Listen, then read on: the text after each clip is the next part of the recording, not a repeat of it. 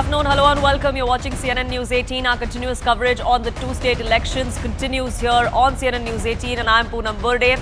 The big story, of course, coming out of Haryana, because up until the postal ballots were being counted, up until the initial trends were in, it looked like it was a Congress's election to win. Then we saw a complete turnaround as far as that went. Look at those numbers on your screens. That is what the Haryana Assembly looks like currently. Of course, counting of votes is still underway. Several rounds still remain, but this is what it stands at. 49 seats for the BJP, 36 for the Congress, Aam Aadmi Party and the JJP not opening an account at all. 46 is the halfway mark as far as Haryana is concerned. The BJP well past that mark, and the gap between the BJP and the Congress is also pretty wide. Is this a gap that the Congress can manage to fill? Well, the Grand Old Party believes that they still are hopeful and that things can turn around for them. The BJP, of course, says this is an election that's won. There is no anti-incumbency anymore as far as the Saffron Party goes. That's where the numbers stand. So let's get you a sense of the takeaways as far as Haryana is concerned as well. What exactly worked in favor of the BJP in that particular state? Now, the BJP strategy of consolidating 35 groups against the Jats may have actually worked. Remember, there are 36 or 36 biradri, as they say, as far as Haryana go. Anger amongst the Jats is something that the BJP perhaps did sense, which is why they ensured that everyone else consolidated, united and stood against them. It looks like the BJP has managed to retain its stronghold in the urban constituencies as well. The fact that all 4 assembly constituencies of Gurugram are also with the BJP leading in all of those 4 segments, is perhaps testimony to that. The factionalism in the Congress, which is the Bhupinder Singh Hooda versus the Kumari Selja slugfest, that open sort of fight, perhaps did have an impact on how this fared for the Congress party. Perhaps the voters did not want to pick a party where there would always be a power tussle, something that the Congress has already faced in the state of Rajasthan. Congress's thrust on Agniveers doesn't seem to have worked as well. The RSS's on-ground campaign may have worked in favor of the BJP. That's something that perhaps got their campaign running. The thrust on Agniveers, farmers, unemployment is something that the Congress put their focus on. That was the plank that they fought this election on, but it didn't look like that's something that worked for the Congress party as far as Haryana is concerned. Now let's shift focus to the Jammu and Kashmir story. It is a national conference election to win. This is a national conference story, not so much as a Congress story, even though they were fighting in alliance. This is what the Assembly of Jammu and Kashmir is going to look like. Remember, there are elections that were held in Jammu and Kashmir, now a union territory, after a decade. That's the bar that you see on your screens. 51 seats for the Congress-NC alliance, for the combined Congress-NC plus 1 of the CPM, Mr. Tarigami. The BJP has 30 seats. Looks like they've maintained their stronghold, at least in the Jammu region. The PDP, that's where the PDP has seen its biggest decline. Only 3 seats, 3 leads as of now. Others have 6 seats there. This includes independents. This includes Jamaat-backed candidates and smaller parties like that of Mr. Altaf Bukhari as well. So what exactly are the takeaways as far as the Jammu and Kashmir story goes? Like I said, the PDP, that really is where the biggest heartbreak comes to the fore. The PDP has lost its strongholds, especially in South Kashmir. Mehbooba Mufti's daughter, Iltija Mufti, also conceded defeat not long after those results were out. The National Conference has managed to wrest some of the strongholds around Srinagar as well, all of which belongs to the PDP at one point. But all of the Srinagar segments, assembly segments, are now with the National Conference. The Jamaat-e-Islami factor doesn't seem to have had much of an impact because all of the Jamaat-backed candidates have failed to garner any seats. There was a sense that there is a negative sentiment against the BJP, against the central government, which was ruling Jammu and Kashmir for the last 10 years. But it doesn't look like that negative sentiment has mattered, at least in the Jammu region, because that's where the consolidation has remained for the Saffron Party. As far as independents are concerned, there was a lot of talk, especially after the exit polls, that if there is a hung assembly, independents would be the kingmakers. But it doesn't look like they've managed to make a significant dent, at least as far as Kashmir Valley is concerned. PDP's past alliance with the BJP back in 2014 seems to have been viewed as a betrayal even now. And 10 years later, that alliance seems to have harmed the PDP much more than it did the BJP. So where exactly does this go from here? Sharon, my colleague, joins us from on ground. She's in Haryana. Arun Dhanta continues to be with us from Kurukshetra. Anshul is here in the Congress headquarters in Delhi. And Aman, my colleague, joins us from the studio here, getting us more perspective. But first, let me begin by asking Sharon, what's the mood like there? The Congress believed this was their election to win right from the start. It was a no-brainer, they thought. And a few hours later, everything has changed. Absolutely, Poonam. There is complete silence what we are observing at the campaign office, Congress campaign office of Bhupendra Singh Hooda. Those supporters are still sitting here, but there is no celebration, no happiness being seen on their faces. They are still shocked by the kind of numbers that are in fact coming in. In the early morning, they were of course celebrating. They were sloganeering in favor of Bhupendra Singh Hooda. But now with the numbers that are coming out, they are in fact not really happy, and complete silence is what in a way is being witnessed here. But when we talk about the leaders here, now Bhupendra Singh Hooda, Dipendra Hooda and the Congress Haryana Pradesh leader Uday Bhan, these three leaders are going to visit each of the counting centers, because they believe in a number of counting centers the candidates are in fact have very few numbers. They are in fact competing on the same level, and a very tight race is going on. So wherever there is a close match, all these counting centers will be visited by these three leaders. So a last leg effort is also being made by the Congress leaders in Haryana to make sure that something can happen, something can turn around. But right now it's a complete disappointment for the Congress leadership and for the Congress leaders, especially for the Hooda camp, because after this it's going to be very difficult for Bhupendra Singh Hooda to actually revive from this loss that he's facing right now. Absolutely. Bhupendra Singh Hooda thought this was his election to win. All of the Congress did. In fact, Anshul, you were at the Congress headquarters here in the national capital.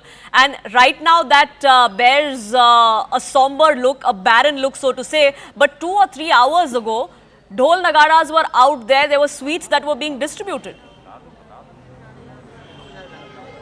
Well, yes, yet another election where Congress has had a premature celebrations this time around as well.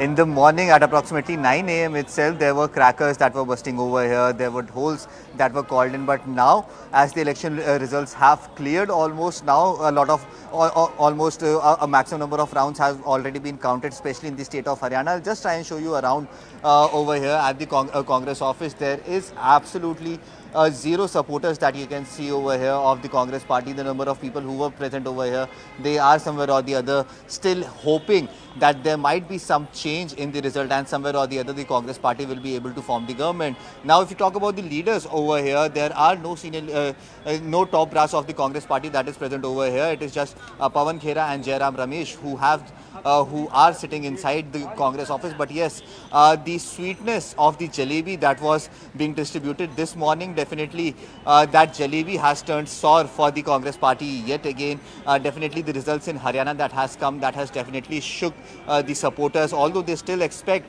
that by the end of the day they'll be able to perform in a better manner. But the manner in which these results have come up yet again, definitely there is a sense of sadness that can be sensed over here at the Congress party office. Supporters have gone back. The holes and the decoration arrangements, the people who had come to do that, they have all left from here. So definitely somewhere or the other, the Congress party is also realizing that they are on the back foot over here. The results in Kashmir are also not that encouraging, specifically for the Congress party itself, because in Kashmir as well, National Conference has made its way, has able to get a lot many seats than what was expected. So the situation around here at the Congress office, I'll ask my camera person Umesh Sharma to show you around and just to gauge a sense of what is happening over here to our viewers as well. Right. Definitely you can see that there is absolutely no people over here. Just no media persons left there. It looks like what the Congress comes out and says, because at some point they have knocked on the doors of the Election Commission as well, only to be rebuffed there too. The Election Commission has come out and countered them on claims of no updation on the website or slow counting. All of that has been rebuffed by the Election Commission. But Arun Dhanta, you were tracking the Haryana Chief Minister just a short while ago, and Naib Singh Saini looks to be the last man standing, or at least the one with the last laugh in this case, isn't it?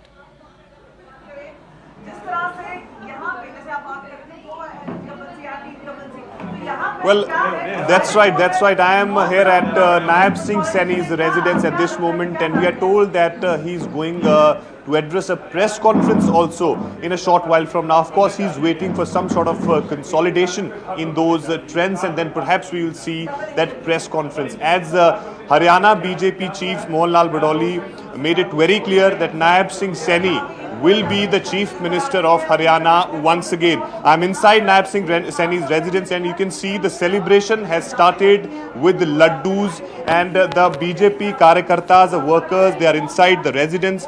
We'll try to speak to them and find out what exactly was the reason, because many people were talking about the anti-incumbency against the BJP for 10 years. What exactly changed? यहाँ से शुरुआत करते हैं. आप बताइए कि 10 साल के एंटी इनकम्बेंसी की बड़ी बात हो रही थी, किसानों का प्रोटेस्ट है, जाट नाराज हैं और रेस्टलेस प्रोटेस्ट है. क्या चीज़ें आपके फेवर में गई हरियाणा में? ये जितनी चीज़ें आपने गिनवाई हैं, ये सिर्फ एक नैरेटिव सेट किया गया था विपक्षी दलों द्वारा. कोई किसान नाराज़ नहीं था, कोई पहलवान नाराज़ नहीं था. हम लोगों ने मेहनत करी, हम लोग जीते हैं. और बहुत सारे ऐसे लोग थे बिना पर्ची बिना खर्ची के, जो लोग लगे थे वो एक्चुअल में ग्राउंड पर थे. ठीक है, कांग्रेस नैरेटिव सेट कर रही थी, वो गलत नैरेटिव था. सही नैरेटिव जीत गया. सत्य की हमेशा जीत होती है और हमने जीता. अच्छा, कुछ we have some women also, as BJP has been speaking about the empowerment of women, how women have supported them over the years ever since 2014. So we'll speak to them also. आप बताइए कि महिलाओं का जो एक support है नरेंद्र मोदी के साथ हमेशा रहा है. हरियाणा चुनावों में आप कितना रोल देखती हैं महिला वोटर्स का भाजपा को जिताने में? जैसे कि सभी को पता है कि महिलाओं के लिए मोदी सरकार ने 33% जो राजनीति में आरक्षित किया है, वो सबसे बड़ा एक तो सराहनीय कार्य है. और महिलाओं की अगर आप भागीदारी देखी जाए तो आप यहाँ पर भी देखते हैं 33% के आसपास, और बाहर आप देखेंगे तो 50% के आसपास हमारे यहाँ पर महिलाएं हैं. और महिलाओं ने 50% की जो भागीदारी के साथ मोदी सरकार के लिए नेतृत्व में जो काम करते हुए उन पे वोट डाला है. एक जो विनेश फोगाट और जिसमें बहुत सारे रेसलर्स थे, उसमें महिलाओं को लेकर मुद्दा उठाया गया था. किस तरह से बीजेपी सांसद की तरफ से एलिगेशन लगाए गए थे कि उनके साथ बदतमीजी की गई. तो उन सब चीज़ों का भी काउंटर हो गया हरियाणा में? नहीं, ऐसा तो नहीं है. ऐसी कोई मतलब इस तरह का कोई गिनती नहीं की गई है महिलाओं के लिए, और महिलाओं को हमेशा मान सम्मान दिया जाता है. भारतीय जनता पार्टी एक अकेली ऐसी पार्टी है जिसमें महिलाओं का विकास के लिए कार्य किया जाता है और महिलाओं के सम्मान के लिए पूरा कार्य किया जा रहा है. क्योंकि मैं भी भारतीय जनता पार्टी में एक पदाधिकारी हूँ, जिला की उपाध्यक्ष हूँ, और मैं भी जितना जानती हूँ. इस तरह की जीत की उम्मीद थी आपको? क्योंकि कांग्रेस तो सुबह से जब स्टार्ट हुआ और जो एग्जिट पोल्स भी आए थे वो भी कांग्रेस को दिखा रही थी कांग्रेस सरकार बना रही. आपको उम्मीद थी कि ऐसा होगा? जी नहीं, हमें बिल्कुल भी उम्मीद नहीं थी. हमें अपनी भारतीय जनता पार्टी पर पूरा विश्वास था कि हमारी भाजपा सरकार तीसरी बार जरूर बनेगी. ठीक है, तो these are the views and sentiments of the BJP workers here in Kurukshetra, where is the residence of Naib Singh Saini, and in fact we are also given to understand that he will going to continue as the chief minister of Haryana. And there were multiple things which people were saying, that there are issues on wrestlers protest, farmers were upset, Jat anger, etc. But here we are today, where it seems that BJP is well above the majority mark. Back to you. 46 is the majority mark, 49 is where the BJP stands, even though counting is still underway in several of those seats. But it does look like this is where the numbers could stand by the end of the day. 49 for the BJP, 36 for the Congress. This is a complete opposite of what we saw in the initial first 2 hours when counting began. What we're learning is BJP President JP Nadda and Union Minister has also now spoken to the man who was the face of BJP's Haryana campaign, the incumbent Chief Minister there, Naib Singh Saini. Payal, my colleague, now joining us, getting us more details. Payal, congratulatory messages, of course, coming to the fore for the incumbent there, but much more discussed between the two? Well, of course, we'll have to just wait and see what the outcome really was. But, initially, JP Nadda, the BJP's national president, has congratulated Naib Singh Saini and also the entire Bharatiya Janata Party unit of Haryana. Because remember, this was not an easy election for them by any standards, and people have actually written the BJP off as well. But what a stunner, it's been pulled off. And for Naib Singh Saini, it must be a very, very satisfying performance, given the fact that, just about a few months ago, before the election, he was made the chief minister in place of Manolal Khattar. He was looking at anti-incumbency for 10 years. He was looking at a lot of baggage that actually the BJP brought along with it for 10 years. But what a turnaround of results this has been. So many people are poking fun of Naib Singh Saini this morning when he expressed confidence. but they probably will have egg on their face right now. And the BJP is absolutely jubilant. It's a complete turnaround of fortune for the Saffron Party, who's going to be looking to make the government for the third time in a row. And like our colleague Arun Danta was reporting, that as of now the BJP has decided that they will not go with change of face. They had already declared Nayab Singh Saini's name as a CM candidate. That is what is going to be continuing. But you know what, it takes shape because the chief minister form of the government, etc. Legislative party leaders have to be elected, for which the BJP has to in fact appoint central observers. So it's a bit of a process which takes place before the oath taking for the next chief minister takes place. Right, Payal, thank you so much for getting us the latest on that front. We'll of course keep getting more information from the BJP as to what their strategy going from here on is going to be as far as Haryana is concerned. But Aman is here with us in the studio, and Aman, right after the exit polls or even before that, the mood was that this is the Congress's election and it's a no-brainer. That they had the momentum on ground. There was 10 years of anti-incumbency that the BJP had, but all of it turned around by the BJP. What do you think went wrong for the Congress? Poonam, I think I would break it down in 5 factors. Number one, I think the BJP's decision to change Manohar Lal Khattar as the Chief Minister about 6 to 7 months ago seems to have worked wonderfully on the ground for the party. Some people thought that the anti-incumbency was more against Mr. Khattar and less towards the BJP. And I think that seems to have worked for the BJP here. The anti-incumbency got removed because Mr. Khattar was removed. Nayab Singh Saini proved to be a surprise performer in the last 6 to 7 months. Apparently, he performed very well on the ground and he was seen as a fresh face, and people seem to have reposed the faith in the BJP.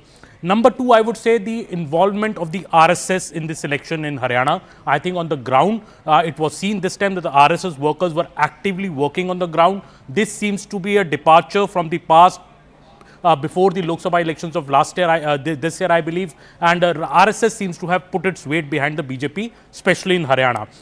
Third, I would say overconfidence in the Congress camp. I think Congress was already speaking about who will be the Chief Minister. There was a tussle between Kumari Selja, Surjewala and Bhupinder Singh Hooda. I think the party was too overconfident. They thought this election was theirs to win. There was no competition. It was an election about Jat, beating a Jat Chief Minister. Clearly, they have miscalculated here. Fourth, I would say the Dalit voters. I think moving away to the BJP in this election, big time consolidation. Kumari Selja, who's the tallest Dalit leader in the Congress, I think was very, very upset over how she was overshadowed for a chief minister choice or even in big decisions in the party. And then that I think is also reflecting in this. And finally, I would say the issues like the farmer protest, the restless protest and the Agniveer protest proved to be non-issues in this election. Yes, they may have certain resonance in the Jat land, but even in the Jat land, the Jat dominant parts of Haryana, BJP has got good number of seats. So I think all these factors have come together, Poonam, and BJP winning 49 seats and Savitri Jindal, who's also leading, so they could effectively get 50 seats because Savitri Jindal is the mother of BJP MP Naveen Jindal. This is their best performance in a long time. In fact, in 2014 when BJP won, they had won only 47 seats. So they have even exceeded their 2014 performance. This time, this Haryana election obviously is a big surprise win. This is, I would say, like the Chhattisgarh election win, last year when everybody had written off the BJP. BJP has this tendency to work against the odds, and I think in this case of Haryana, BJP will be very, very pleased with this particular victory. They've managed to pretty much buck every trend that worked against their favour as far as Haryana is concerned. Let's shift focus to Jammu and Kashmir as well. Ishan, my colleague, joins us from Srinagar. Ishan, as far as the national conference is concerned, this is a success story for the Abdullahs through and through as far as Jammu and Kashmir is concerned. The senior partner in the alliance, and they've pulled their weight, and how? Well, absolutely. They were confident that they won't need any support, and that's why you saw yesterday Umar Abdullah coming out and rebutting any statements issued by anyone saying that let's wait till tomorrow, because he felt confident that they will be comfortably crossing that majority mark with Congress. Ever since the coalition was made, it was very clear that the National Conference will have to do a lot of legwork because their seats in Kashmir mattered, and now they have also created inroads in parts of South Kashmir where the party had diminished over the years, but they have gained the seats and the votes which PDP traditionally would have, and that has fallen in the kitty of National Conference. This would not only help the party internally, that their vote share in South Kashmir has increased, but also in parts of Pir Panjal where they are currently leading. They would believe that they are able to win there again. We saw some time back, the National Conference President Farooq Abdullah, coming out showing victory sign, talking to his workers. There were a lot of workers who had gathered outside. All the media glazes at the residence of Abdullah's, because this is where all the decisions will be made. This is where the alliance will be formed. This is where the candidates, if they have the numbers, will be decide who will go and become the minister.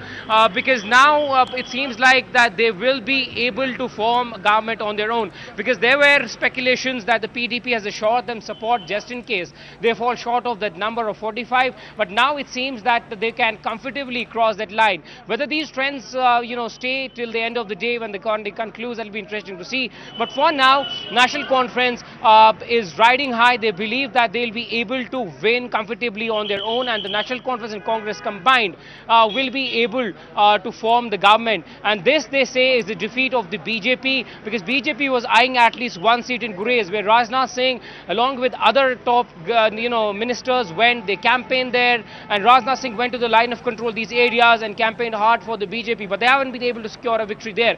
This essentially also means that the BJP hasn't been able to create inroads in Kashmir. I will say the month back, actually, Ram Madhav chaired an internal meeting of the BJP, where he clearly mentioned that there are good works done by the leaders across India, but that doesn't essentially mean that those workers will win or there'll be victory in those particular states. So similarly, BJP knew that it will be hard for them to secure a victory in Kashmir, and that's what has reflected on the ground. So BJP knew that somehow they will need the support of independents. They knew that it's not going to be an easy task, but that's why they were saying that they are in talks with at least 10 independent candidates. But as the results are progressing, it seems like that particular scenario is coming to an end, and the BJP may not have the numbers, or they will not, even after having the independents, be able to at least form the government or prove the majority. If the numbers hold, National Conference for sure, according to our sources, will go to the Lieutenant Governor by the end of today and stake claim of forming the government. And now, how does it progress here onwards? It will be interesting to see. For now, the National Conference workers are jubilant. You will see behind me media. National Conference workers have gathered here in dozens. Many of them are moving to, voting centers and counting centers with their candidates who are going to receive their winning certificate there. So yes, there is jubilation. National Conference workers are celebrating, and so are the Congress workers. The JKPCC president, also in Jammu and Kashmir, Tariq Hamid Kara, who was a central man of forming this particular alliance, has also almost won, and his victory will be declared very soon. So the National Conference and Congress combined feel that they have been able to keep the BJP out, and definitely they will say this is a victory and a move against 370, because they have been talking about it, that if the BJP loses, it will be the defeat, and their agenda of removing 370 will have the answer from the people. We have to wait for the statement that Umar Abdullah and Farooq Abdullah may make shortly, because they are waiting for the numbers to come in and the final verdict to be heard. Right, the final verdict is yet to be in, but it looks like what we see on our screens is perhaps what the results are going to end up being. 50 for the National Conference and Congress combined. Interestingly though, it was 32 seats that the Congress contested, out of which they seem to have won only, or at least are leading in only 8. So the strike rate as far as the Congress is concerned is abysmal in contrast to what National Conference seems to have gotten. And that's something that Omar Abdullah had spoken of. Aman, if you remember, Omar Abdullah had specifically spoken of Rahul Gandhi and how he should be concentrating in Jammu, because that's where they were hoping that the BJP votes would be cut, that the Congress would emerge as the leader, and that's exactly where they got their seats. But that doesn't seem to have happened, because the BJP has maintained its hold as far as the Jammu region goes. BJP has maintained its hold on Jammu region. It's leading currently on 29 seats. It could settle around this number. I think 26, 27 seats are in the Jammu region. But yes, as you correctly said, the Congress has clearly underperformed in Jammu and Kashmir. Out of the 51, 52 seats which the NC fought, Poonam, they have won. They are leading in 42 seats out of them. So National Conference, in fact, it's itself alone very close to the majority mark of 46, 42 seats on own. So clearly Omar Abdullah's party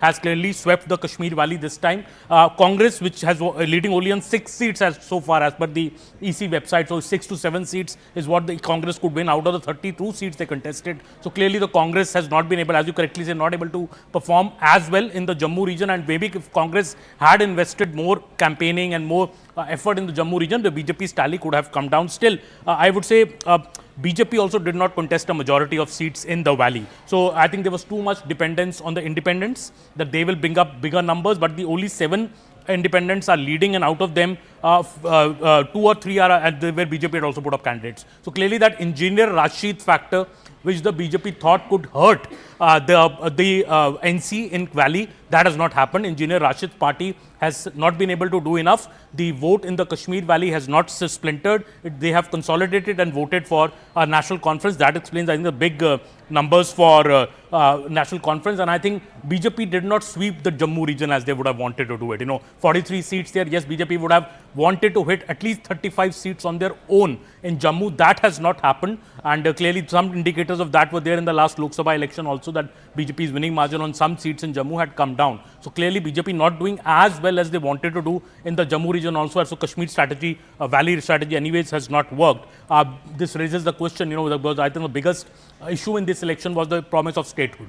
So could the BJP have done that earlier? Maybe given it a bit earlier to negate this big campaign of NC and Congress over restoring statehood? Time will tell, but clearly in these results, the Omar Abdullah seems to have come up as the man of the match. And the statehood was the only plank perhaps, or the biggest plank as far as the opposition in the state or the NC Congress combined or the PDP was concerned. But that seems to have worked for them. That seems to have hit the BJP, perhaps in the Jammu region as well, not performing as far as or as better as they thought they would have before these elections. And if exit polls go, clearly this election once again shows that exit polls do get it wrong. It's not a rarity, especially as far as Haryana is concerned. We'll continue our coverage here on CNN News 18. Aman continues to be with us, my colleagues on ground getting us the voices as well. But slipping into a quick break, don't go anywhere.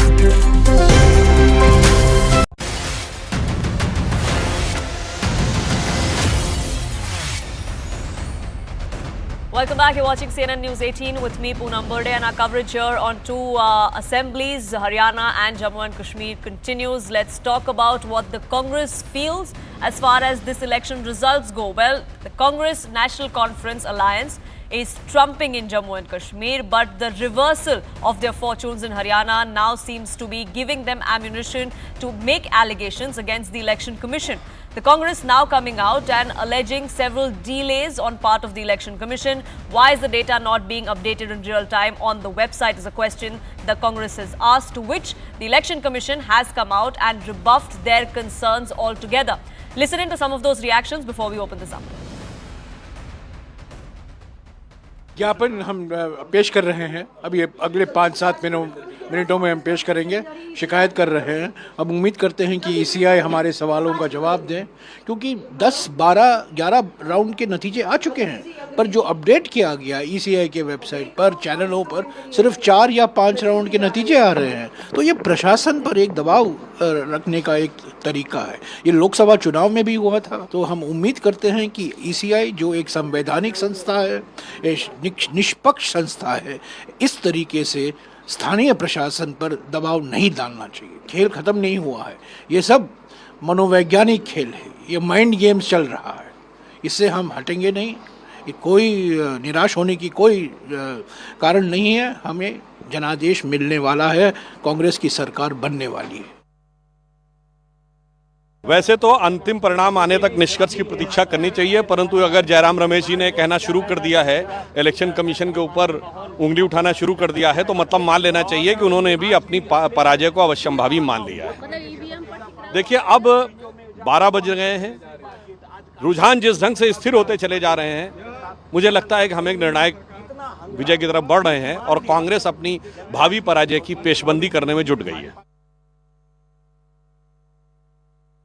There is a mismatch in the actual number of rounds that have already been counted and the number of rounds that are being shown on television through the Election Commission data. Because the Election Commission data is lagging behind. They are still showing the 4th or the 5th round, whereas 11, 12 rounds have already been counted.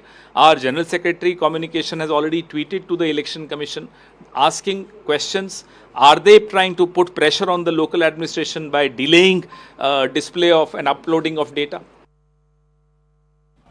Now, Aman, it's interesting that we see these kind of claims being made from the Congress, isn't it? Because it's a story of 2 elections, 2 states, or 1 union territory, if you will. One, they have an issue because allegedly the Election Commission is not doing enough or there's pressure. But the other is all kosher because that's where they're winning. Well, I think it's more of frustration of the Congress, I think, coming out when, doing these allegations. We all know that EC website is a bit slow than us at the TV channels, because the EC website needs certified results from each round to reach it.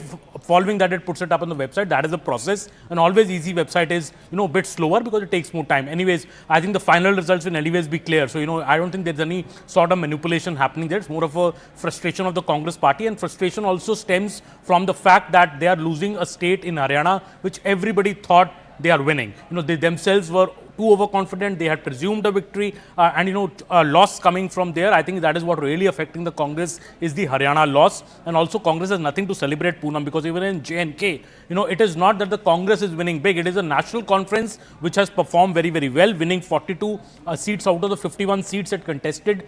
In J&K, Congress, which contested 32 seats, is only winning 6 out of them. It's not even a 15-20% strike rate. So I think the Congress really has nothing much to show today. It's a disappointment after the earlier 3 state election defeats in December last year in the 3 Hindi heartland states. Yes, Congress won Telangana and they put up a better performance in the Lok Sabha, but clearly here in these results it is showing that the leadership of the Congress has much to think about what they go about in the next upcoming state elections.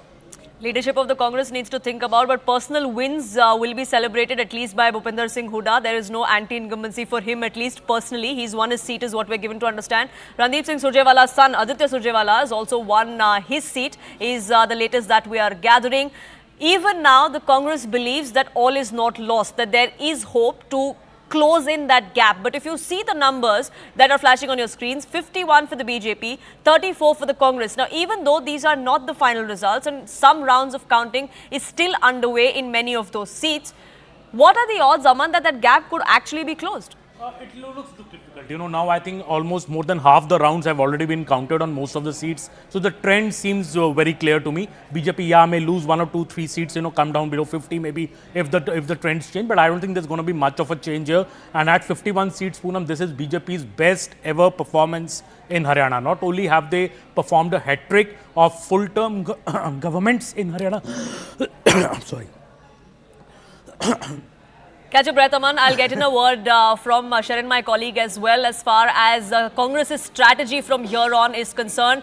Bhupinder Singh Hooda, from where, whose office or home you're reporting from, Sharon, where you've been since this morning. The mood was a little somber up until now because of the party's fortunes. But at least as far as his personal win is concerned, perhaps that's being celebrated there now? Well, Poonam, could you please repeat the question? Has the mood changed there? The party may be losing the state, but Bhupinder Singh Hooda has managed to retain his seat. Well, that is right. Graha Sampla Koloi is the seat from where he was contesting, and it is considered to be a bastion of Hooda family. And he has, in fact, we've just been told by his offices that he has went to the counting centre and will be collecting his certificate as he has won from that constituency. But Poonam, that's not enough, because Bhupinder Singh Hooda, from day one, even before the screening of Haryana election could begin in Congress party, had promised that he will be winning more than 50 seats in Haryana. His estimate was somewhere around 50 to 55 seats, and that is why a complete dominance was seen on the screening during the distribution of tickets. There were, of course, complaints that were made by Kumari Selja, Randeep Singh Surjewala, that how there are the Congress president in Haryana is in fact biased towards Bhupinder Singh Hooda. Not just that, there were complaints about how ticket distribution is done predominantly just for Hooda's supporter, and we have seen the kind of cracks that were evident, the infighting that was evident throughout the campaign. But even then, the Congress leadership maintained that they are backing Bhupinder Singh Hooda, because the entire strategy of the campaign, the entire funding also, we have been told, was in fact done by Bhupinder Singh Hooda. He was very confident that this time the Congress party will come to power, but that is not what the results are showing. Now the results, of course, we are seeing a margin of at least good 5,000 to 10,000 votes in the margin in some of the constituencies. So it is going to be, of course, a very difficult situation for the Congress party, and especially for Bhupinder Singh Hooda, because this could actually mean that it will become very difficult for him to revive from this kind of disappointment, the disaster that we are seeing in Haryana right now, because he was very confident. He in fact led the entire campaign for Congress in Haryana, and now you can see the kind of results that are coming in is very, of course, disappointing for the Congress party. And behind me are the Congress supporters who are still, of course, sitting here at Bhupinder Singh Hooda's campaign office, but you can see not happy at all. They have in fact a very straight face, not really happy. Early morning there was, of course, a lot of confidence among them, but right now they are upset, not too happy with the kind of results that are being shown right now. But of course there are what the Hooda camp is saying is that they are still going to go to each of the counting centres to make sure that the contest, which is very neck and neck, those counting centres will be visited, those constituencies will be visited to see if the counting is going right, and will be updating to the Congress leadership. But that is going to happen anytime soon now. Right. But as of now, Bhupinder Singh Hooda is in fact collecting his certificate from Simpla Kiloi, from where he has won the constituency from. He contested and he has won from that. Right. What we're learning is that Vinesh Phogat has also won her seat of Julana. She was trailing initially as far as the early trends were concerned, but now the results are out. We're given to understand that she has won that particular seat. So at least as far as that constituency is concerned, the narrative that was built around her, around the wrestlers and their fight against the central government, against the WFI, or what happened to her at the Olympics, that seems to have resonated amongst voters, at least personally, for Vinesh Phogat. But shifting focus now to Jammu and Kashmir as well, Omar Abdullah has won from Budgam. Vaidur Para has, the PDP candidate, has also won, is what we are given to understand. BJP's candidate from Naushera, the state president there, he has lost is what we're now learning. But as far as Omar Abdullah is concerned, and Ishan will be joining us, getting us more updates on that. Budgam is a family bastion of the Abdullahs. Remember, Omar Abdullah was fighting on 2 different seats of Budgam and Ganderbal. There was criticism that he was trying to play it safe, especially after what happened in the Lok Sabha elections where his luck did run out. But that is a criticism that he had countered. The Abdullahs see Budgam as a family bastion. That's where Farooq Abdullah has won his elections as well. That is a seat that Omar Abdullah has managed to win. Ganderbal, we're given to understand the counting is still underway. As far as Omar Abdullah, the Abdullah family is concerned, Aman, many tried to write them off. Regional parties is something that very easily gets written off. This is them slowly going into the sunset, was what was said. But this election, they've shown that they are a force to reckon with.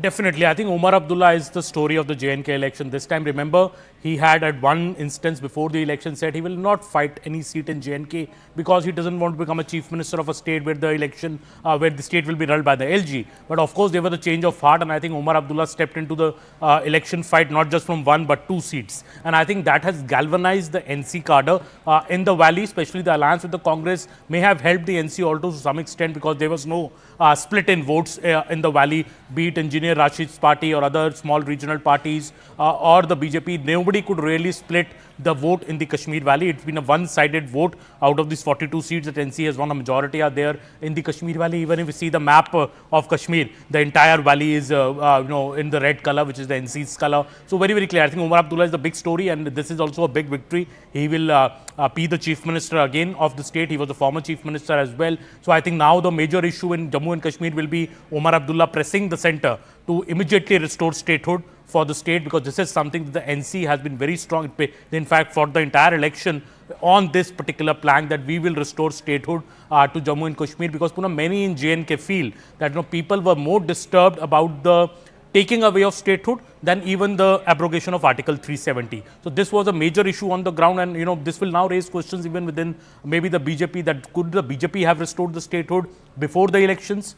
Did they leave it too late maybe? Because this was an issue which definitely resonated on the ground. Everybody knew that Article 370 is history. It's never going to come back, whatever the NC may say or the PDP may say. But statehood is something which I think is a big emotive issue in J&K, and we could see now Omar Abdullah, really ratcheting it up with the centre that statehood, now since the elections are done, statehood should be immediately restored to Jammu and Kashmir. And seems like that the issue that has resonated, because another plank that the NC was fighting this entire election on was the reversal of the abrogation of Article 370, and that would have been a challenging task. Perhaps even voters realize that this is something that is a poll promise and not something that actually could be delivered. And yet, we've seen the kind of performance that the National Conference has shown in this particular election. As you see on your screens, 50 is what the National Conference and Congress combined have managed to win or lead in as far as Jammu and Kashmir goes. 80% of that share comes from, or more, in fact, comes from the National Conference. They will remain, they are the senior partner as far as that alliance goes, and that's what they've proven with this election. We'll continue our coverage here on CNN News 18, but time for a quick break. Don't go anywhere.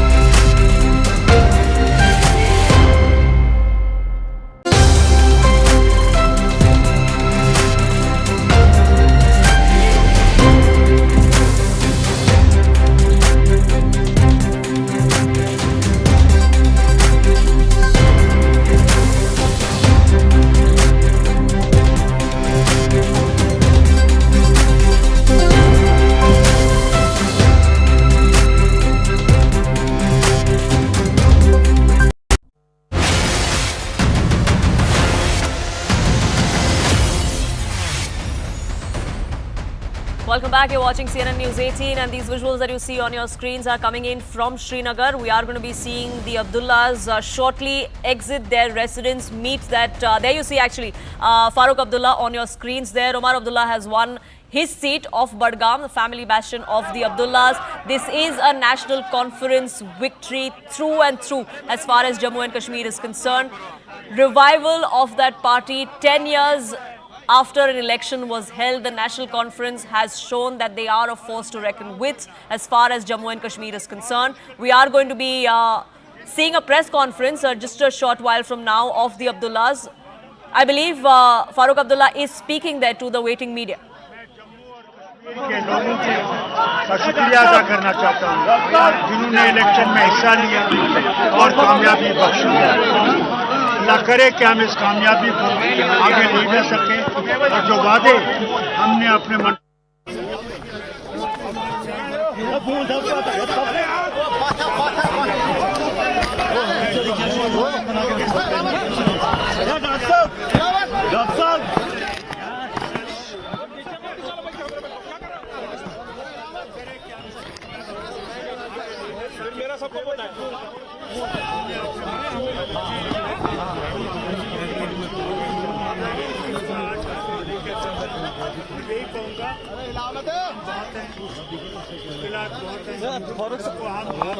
अभी काम कर रहे हैं करें कि वो सब सियासत को बेहतर बनाने के लिए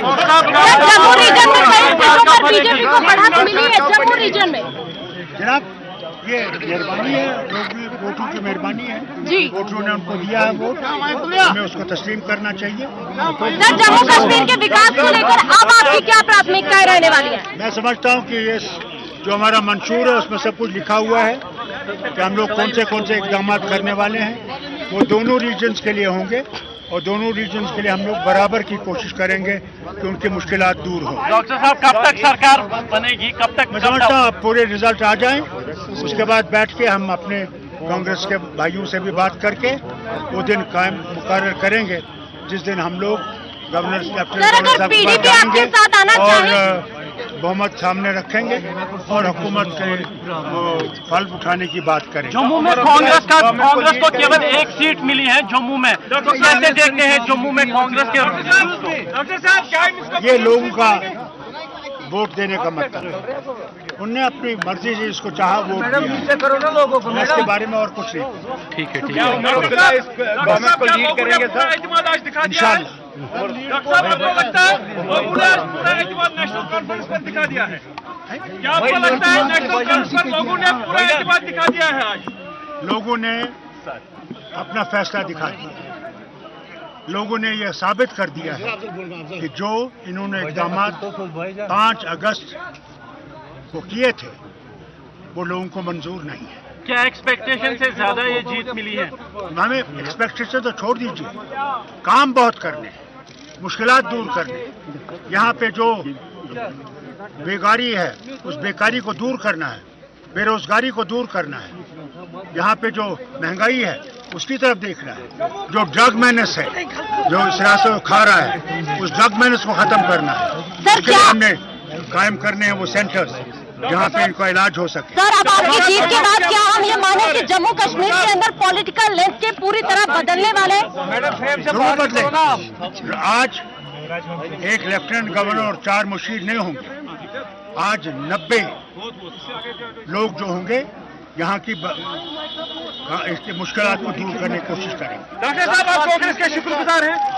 आप कांग्रेस के कितने शुक्रगुजार हैं जो अलायंस में पूरा साथ कांग्रेस ने दे दिया? मैं कहता हूँ मैं सबका शुक्रगुजार कि लोगों ने इलेक्शन में हिस्सा लिया और बड़ी आज़ादी से लिया और अल्लाह का शुक्र है नतीजे आपके सामने हैं।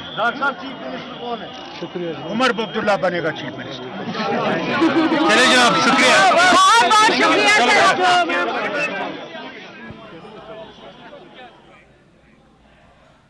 Omar Abdullah is going to be the chief minister. That confirmation coming to the fore from Farooq Abdullah. No surprises there as far as the NC strategy is concerned. When asked about how thankful they are for the Congress, a very cryptic response coming to the fore from Farooq Abdullah. They've made their feelings about the Congress's campaign very, very clear in the run-up to the elections as well.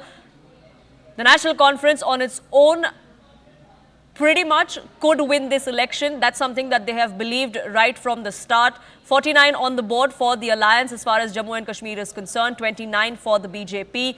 Mostly restricted to the Jammu region. The saffron story is pretty much, that's where it goes. The entry of Ram Madhav, the re-entry of Ram Madhav, Aman, if you could speak of that as well. Is that something that did work as far as the Jammu region is concerned? Because we saw a message that came to the fore from Ram Madhav in the recent past as well, where he spoke about what their campaign focused on, what the election result could look like. Well, Ram Madhav is a Kashmir, J&K expert. It had worked wonders the last time there was an election there when he managed to stitch this alliance, unlikely alliance, I would say, with the PDP. But this time, I think Ram Madhav was sent a bit too late. There was not much he can do a month and a half before the elections were to be held. Maybe if it had been sent earlier, maybe the BJP could have seen better results, in Kashmir, or a bigger tally even in Jammu. Maybe Jammu they've done well. Of course, I think Jammu, they were always expected to do well, but still to win 29 seats out of the 43 seats in Jammu. BJP would have wanted to maximize its gains in Jammu. It wanted to have chance. If you only see now, BJP is about 29. If you see the others are about 9. So there is no way the BJP can form a government, in J&K. So I think BJP would be disappointed with that, it could not maximize its gains in Jammu, and it could not make intrusion into the Kashmir, with some seats, and maybe some of the, as some were saying, like-minded independents not winning as the BJP expected them to win. Out of these 9, I believe only, not many are the independents where BJP did not contest. BJP also, I think this decision to not contest a majority of seats in the valley, Poonam, was that the correct strategy? Because BJP did not contest a majority. They fought all the seats in Jammu, but not so many in Kashmir. They depended on these independents, who have not been able to win as big as they want. That said, I still think that 49 Congress NC together is just a close shave, 46 to 49. There's not much gap there, and the culprit there, of course, is the Congress party, which may end up winning just 5 or 6 seats. So I think that has really hurt the alliance in Jammu, and that also explains why BJP has been able to win big in Jammu, because the Congress simply was rejected in the Jammu region by the voters. So the Congress failed to reap benefits in Jammu and Kashmir. The Congress failed to win an election that was seen as theirs to win as far as Haryana is concerned. There is lesson for Congress in this entire story. We'll try and get more into that right after this quick break. Back in just a few minutes. Do stay tuned.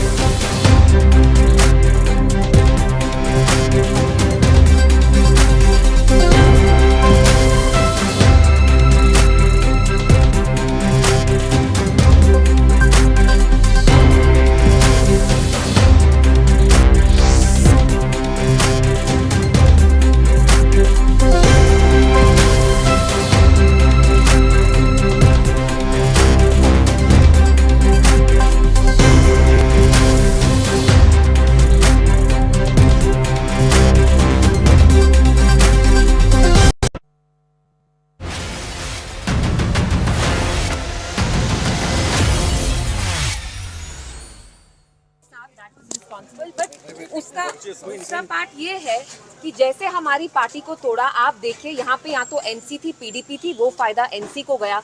जो हमारी सारी सीटें हमने हारी वो NC को गई। So I accept it, and this is a democracy. People are allowed to, choose who they choose.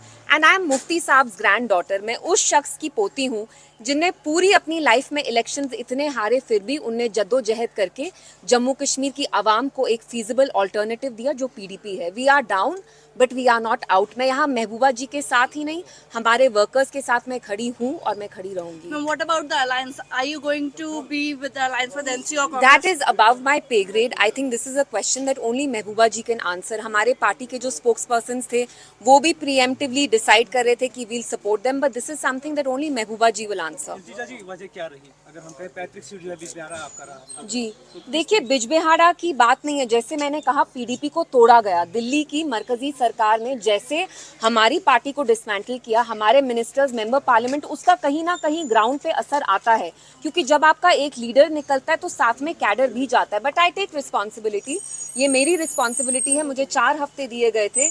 I knew कि ये सीट थोड़ी टफ है बिकॉज इस बार वीरी साहब ने वहाँ बहुत अच्छा काम किया लेकिन उनकी एंटी इनकम्बेंसी भी थी। But this is a democracy. मैंने पहले भी कहा मैं यहाँ लोगों के सर पे सवार आने तो हाई नहीं हूँ। इतना जूनो किया, सीट हार गई, but I am a fighter.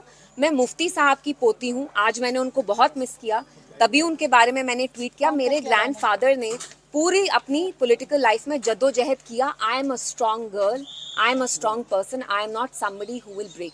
Nomination change होना भी एक रीजन रहा? Not at all. इनफैक्ट आपको जिससे मैंने पहले ही कहा, वीरी साहब के अगेंस्ट वहाँ सब्सटैंशियल एंटी इनकम्बेंसी भी थी। जो हम वहाँ ग्राउंड पे गए, वहाँ हमें लगा वहाँ बहुत, तो मुझे 4 हफ्ते दिए गए। उन 4 हफ्तों में मैं जो कर पाई मैंने किया, and it's very nice. All right, so that was PDP's Iltija Mufti, who's saying that she concedes defeat, but she's not broken. She's raring to go. There's a lot for her in the future as well. In fact, she said that she has accepted the people's verdict. I'm Avantika saying you're watching continuing coverage of these fantastic elections that has happened since morning, and what a dramatic turnaround it has been, at least for the state of Haryana. The Congress and the National Conference extremely upbeat and ecstatic with what is happening in the state of Jammu and Kashmir. We have right now the reaction coming in from Abdullah. Let's cut straight across and listen in. हमने मोहब्बतें बढ़ानी है, हिंदू मुसलमान में एतबार पैदा करना है, वही सबसे बड़ी चीज़ है। जी हाँ, ये बहुत ज़रूरी है। इसमें मुझे उम्मीद है कि हमारे जो गठबंधन के लोग हैं, जो इंडियन अलायंस है, वो हमारे साथ इसके लिए बराबर की जंग लड़ेंगे कि स्टेटहुड जल्दी से जल्दी यहाँ पे वापस आया जाए। हरियाणा में कांग्रेस आज वीक होगी। मुझे अफसोस है इस बात का, बेहद अफसोस है, क्योंकि वो जीतना हमें पूरा पता था वो जीतेंगे, मगर मेरे ख्याल से इंटरनल डिस्प्यूट जो उनमें थे उसने टोल दिखाया है। सीएम कैंडिडेट की सूरत में हम किसको देखेंगे? सीएम कैंडिडेट मैं समझता हूँ उमर अब्दुल्ला जो है वो सीएम बनेंगे। Thank you very much. Well, the elections are always like a cricket match. It's not over till it's over, and the vote counting is presently underway in Haryana. We are closely monitoring what's happening out there. Excuse me.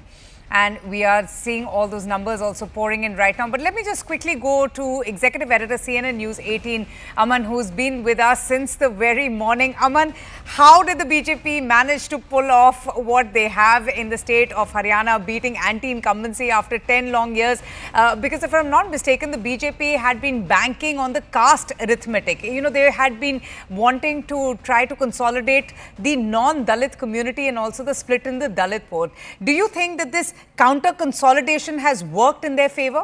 Well, Avantika, let's put it in context. If you see the BJP's performance in Haryana this time with 50 seats as we are showing right now, this is BJP's best ever performance in the state. True. In 2014, when BJP won Haryana for the first time, they had won 47 seats. Last time, they had gone down to 40 seats. To win 50 seats in a state where everybody had written you off. You were against all odds, farmer issue, wrestler issue, Agniveer issue, anti-incumbency of 10 years. To pull it off from there is a remarkable story, and BJP would be thrilled to bits with what has happened in Haryana. This is reminiscent, I think, of what happened in Chhattisgarh in December, when nobody gave them a chance to win Chhattisgarh, or BJP won a landslide victory in Chhattisgarh against Bhupesh Baghel's government. Right. That said, I believe what has happened in Haryana also is this decision to change Manohar Lal Khattar.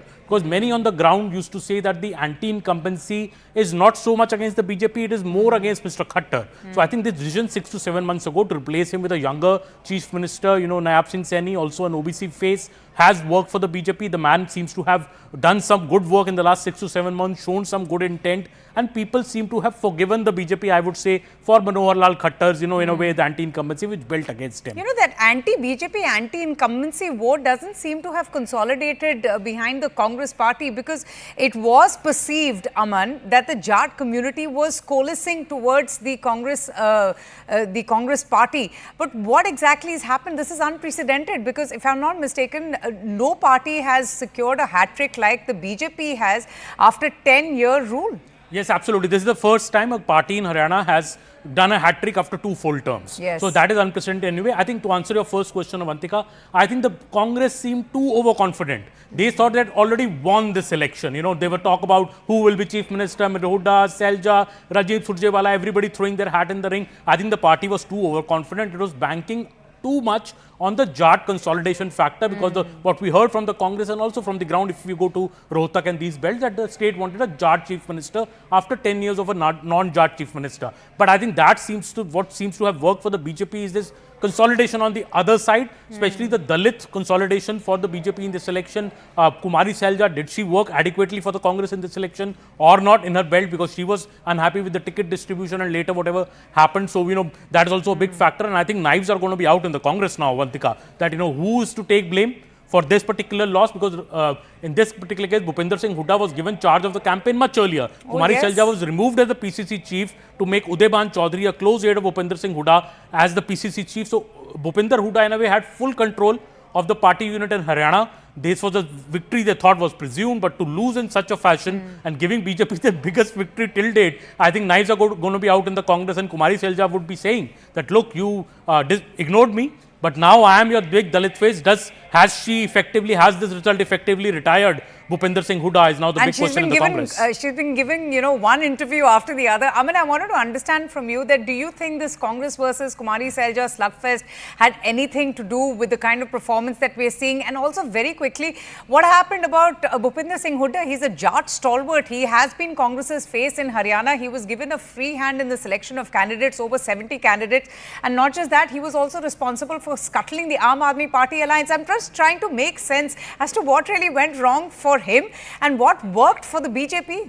Well, I think overconfidence, Avantika. Bhupinder Singh Hooda was, I think, overconfident, and this is the third election loss for Hooda when he was the presumed CF minister face. So I think there will be questions in the Congress that can Mr. Hooda really win as a chief ministerial face any longer? Do they need to look for a younger leadership in Kumari Selja or somebody else? I think that is very clear. And also, what has worked also for the BJP, I think, Avantika, what has worked silently on the ground is the RSS support also. This is an election where many now say the RSS footprint on the ground was very much there after that Kerala BJP RSS Samanvaya meeting. This is the first election which happened. RSS was effectively on the ground in this election, helping the BJP, and I think that is something along with Nayab Singh Saini as the face, Mr. Khattar no longer there. I think all that has worked beautifully for the BJP, and issues like I would say the farmer protest, the Agniveer protest, the wrestler issue seem to have been non-issues as far as the people's mandate is concerned. This is the unity that Mohan Bhagwat was also talking about, isn't it, Aman? I want to talk about the RSS contribution in the performance of the BJP in the state of Haryana. Before I come to you, let me quickly go straight across now to Arun Dhanta. He's been closely tracking all the developments. Arun, how's it looking out there? Could this be Bhupinder Singh Hooda's farewell election? He was so confident, he was exuding confidence of winning these elections. All throughout, he said that the Congress High Command will decide as to who's going to be the Chief Minister. But I'm sure he was harboring those, those aspirations of being the next Chief Minister. But just look at these shocking, stunning election results that have come in.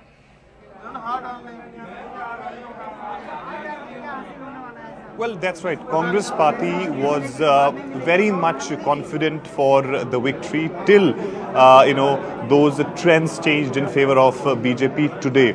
Otherwise, in last couple of days, we have Seen that Congress party was very much saying this, that they are forming the government in Haryana. There is nothing which can stop them. On the other hand, of course, BJP was showing the brave face even when there was a protest for Agniveer, farmers protest, wrestlers protest. All the while they were saying that this is a false propaganda of the Congress party. Nothing is on the ground. And in fact, today in the morning when I spoke to the Chief Minister Naib Singh Saini, he maintained the same thing, that we are going to win, wait for the final result to come. Right now, Avantika, I am here at Chief Minister Naib Singh Saini's residence, and we're given to understand that he is going to leave his residence in a short while, and he will be holding a roadshow from Kurukshetra, his residence, to Ladwa, his constituency, to thank people for the overwhelming support which he got from that seat. Remember, he has contested for the first time from Ladwa Assembly seat, and at 5 p.m. we are told that he will be addressing a press conference here back at his residence after thanking people in his constituency. 2 or 3 factors which I can actually sense on the ground which worked in favor of BJP last 2-3 weeks. One, of course, the narrative which they built around Selja's statement, the way BJP in fact used it, saying that the Congress party is anti-Dalit, and also of course combining with Rahul Gandhi's statement on reservation. Second important thing, BJP realized that in 2024 Lok Sabha polls, their voters did not come out of their houses to cast their votes. This time around, they ensured in Haryana that voters come out of their houses to cast their vote, and perhaps this could one of the biggest reasons for the results which BJP has got here. Back to you. Oh, absolutely. And Aman, on that part, I wanted to talk about Naib Saini. He was extremely confident that the BJP is going to do really well. Now, what worked for Naib Singh Saini? He's only just come about after he was replaced and when the BJP trying to deflect anti-incumbency for Manohar Lal Khattar, while you had the Congress party leveraging on all of the other public grievances, discontentment against the BJP, what worked for the BJP? They focused their campaign only on local and other development issues. Do you think that perhaps worked in their favor? See, Avantika, the kind of victory that BJP has in Haryana, if you look at the regions that they've won well, this whole GT belt, this was always been a stronghold of the BJP. This time they have completely swept it. Seats where BJP had not won the last time in GT belt, this time they have won that as well. And this is the region, I would say, Karnal, Kurukshetra, which is also Naib Singh Saini's a strong region. He, of course, was the MP earlier from Kurukshetra before he contested from Karnal in the assembly elections. So this was the stronghold area. Manohar Lal Khattar, of course, was from Karnal, but I think this victory in the GT belt, I think a lot of credit would go to Naib Singh Saini. Also the urban areas, see Gurgaon, Faridabad, these areas which also have been BJP stronghold, they've managed to retain the victory. What is big surprise is BJP's intrusion into the Jat belt. If you see the map of the election victory of Haryana, there are big number of seats that BJP has won in the Jat belt of Haryana. So this was something that nobody anticipated. People thought that the Congress will sweep the Jat belt. So clearly that Jat consolidation that the Congress was speaking about, I think has also not worked, because how did BJP then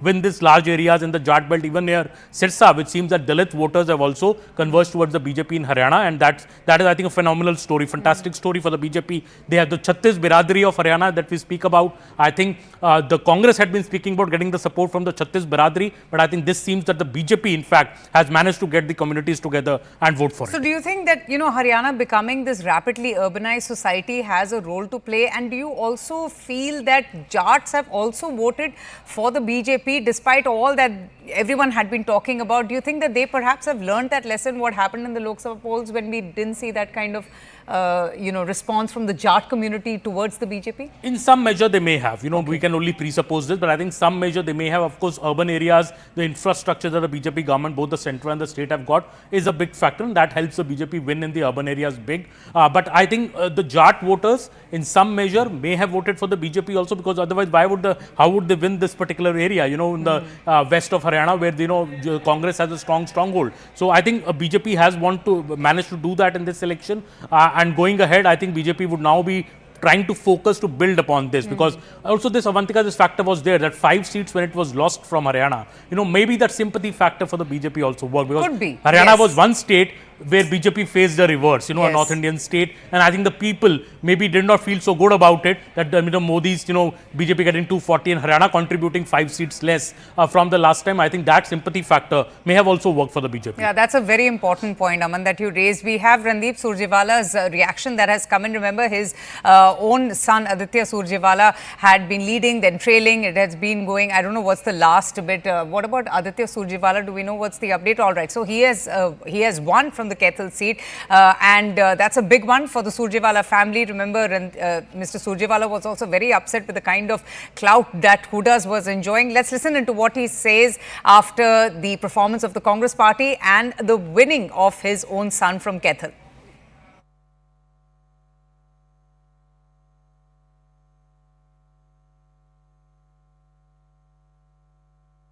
हमारे साथ भारतीय राष्ट्रीय कांग्रेस के और हरियाणा के दिग्गज कांग्रेसी नेता हैं रणदीप सुरजेवाला। कैथल में सुरजेवाला परिवार की वापसी, बहुत बहुत मुबारकबाद। बहुत बहुत शुक्रिया। ये कपिस्थल कैथल की विराट, विशाल, पवित्र संस्कृति और संस्कारों से सरोबार कैथल की भूमि और कैथल के लोगों की जीत है, किसी एक व्यक्ति की नहीं। कैथल के लोगों ने ये निर्णय कर लिया था कि वो न्याय की लड़ाई लड़ेंगे, सदाचार और सद्भाव की लड़ाई लड़ेंगे। राहुल गांधी जी और खड़गे जी के नेतृत्व में विश्वास कर कैथल की तपोभूमि लड़ेगी और पूरे कैथल में पूरे कैथल में कांग्रेस पार्टी इसलिए भारी बहुमत से जीत रही है। ये दर्शाता है कि प्रदेश के ट्रेंड को तोड़कर कैथल ने राहुल गांधी जी में, खड़गे जी में, कांग्रेस में विश्वास जताया है। मैं हाथ जोड़कर कैथल जिले के हर एक व्यक्ति का, खास तौर से कैथल विधानसभा की तपोभूमि के हर व्यक्ति का कोटि कोटि धन्यवाद करता हूं। रणदीप जी, आदित्य ने जिस तरह से आदित्य उतरे, रणदीप ही लड़ रहे थे, रणदीप के टिप्स काम आ रहे थे, पारिवारिक पृष्ठभूमि थी। क्या इस बार अलग रहा कि कैथल में कांग्रेस की झोली में सीट गई? और दूसरी बात, जो ट्रेंड आ रहे हैं शुरुआत में कुछ थे, फिलहाल बीजेपी फिर से सरकार बनती नजर आ रही है, क्या कहेंगे इस बारे में? देखिए, अभी नतीजे आने दीजिए, परिणाम आएंगे तो उस पर टिप्पणी फिर करेंगे देखकर। मुझे अभी भी विश्वास है कि कांग्रेस पार्टी का चांस है गवर्नमेंट फॉर्म करने का, पहले पूरे नतीजे आने दें। जहां तक कैथल का प्रश्न है, नतीजे साफ हैं। कैथल की 4 विधानसभा सीट हैं, हम लगभग सारी सीटें जीत रहे हैं। राहुल जी और खड़गे जी में कैथल के लोगों ने विश्वास जताया है, पूरे प्रदेश के ट्रेंड को तोड़ा है। ये दर्शाता है कि संस्कार और संस्कृति की इस भूमि के लोग कांग्रेस की विचारधारा में विश्वास लास्ट सवाल, आपने पिछली बार भी कहा था कि सीएम बनना सबकी इच्छा है, इस बार भी आपने कहा, अभी नतीजे आपने कहा नहीं आए, लेकिन ट्रेंड की बात करें, अगर कांग्रेस सरकार नहीं बनती, मंथन तो होगा ना? जो सवाल खड़े हो रहे थे वो देखिए, अभी कुछ भी कहना बहुत प्रीमैच्योर है। अभी नतीजे आने दीजिए, मुझे विश्वास है कि कांग्रेस सरकार बना सकती। बहुत बहुत शुक्रिया। तो ये थे Randeep Surjewala. So that was Randeep Surjewala, obviously extremely upbeat and happy about his son's performance and him winning from Kethal as well. Randeep Surjewala has also really restricted his campaign to Kethal. He hasn't really gone out of Kethal and campaigned extensively amid the kind of bickering, infighting, factionalism within the Congress party. Arun Dhanda is with us. But Arun, you know, Mr. Saini is really someone who is the man of the moment. You know, all throughout, while every exit poll or everyone had predicted a Congress sweep, you had a very confident Saini who had been smiling and very calm, collected, said that he was extremely confident of the BJP winning. What makes him so popular? He's quite likable. Like where all I went, people did say that बहुत ही अच्छा इंसान है, he's young, he's energetic, he's decisive. But what exactly do you think, or the sense that you are picking up from the people around you, worked for Naib Singh Saini?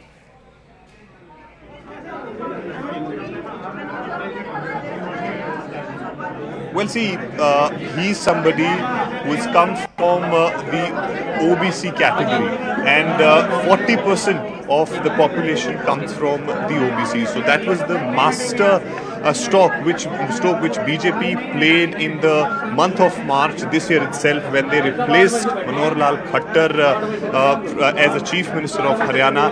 And secondly, after in his tenure of 6 months, essentially he got actually 55 days of working, because rest of the days there was either Lok Sabha's Model Code of Conduct and then the Assembly Model Code of Conduct. So 3 or 4 important things that people talk about which he did during his tenure was something which perhaps worked for in his favor and for the party. One, of course, the MSP on 24 crops, which he gave during his tenure, and secondly, increasing that creamy layer reservation from 6 lakh to 8 lakhs, and the jobs which he gave, the bharti which happened during his tenure was something which was, as BJP said, not like in the period of Bhupendra Singh Hooda, Kharchi Parchi. There was, of course, a clean image that he holds in Haryana, and I think it's a combination of all these things, and people perhaps wanted to give him more chance because he only got 6 months, and that perhaps somehow the sentiment was amongst the people that he did not get his time to deliver on the ground. If he can do these things in 6 months, then perhaps if he is given more time, he would give some beneficial things for Haryana. So right now, when we are talking about the Haryana results, it has become amply clear that BJP is going to form the government in Haryana. The losses which they faced in the Lok Sabha polls, when BJP won 5 seats in Haryana in the Lok Sabha polls, that was the time when they had to really pull everybody together and to sit and actually discuss and strategize how to go about the assembly elections in Haryana, because the difference was not that much as far as the time of assembly and the Lok Sabha was concerned. So I think they have done their homework, they've strategized it well, and that is the reason why in this two-way contest between Congress and the BJP, as it has become, BJP has emerged victorious.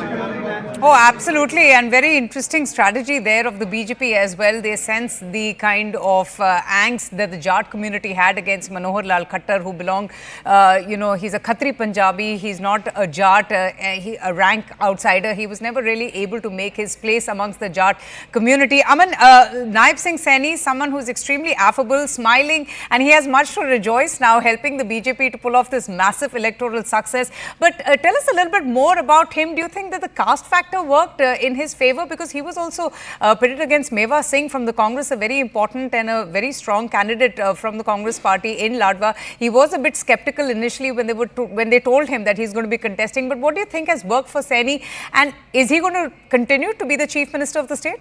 Well, Avantika, I think he will continue as the Chief Minister of State. That's what BJP sources are telling us, that he will be in the Chief Minister's chair for the second term as well, as just 55-56 year term in the first in the outgoing government. But also I think Naib Singh Saini, since he's an OBC face, as Arun Dhanta was just telling us, I think he also is a very unassuming character. He's not something party discipline has stopped for him. When he was made the Chief Minister, also many questions were raised by Anil Vij that he is the senior most. But Naib Singh Saini never even spoke against Anil Vij.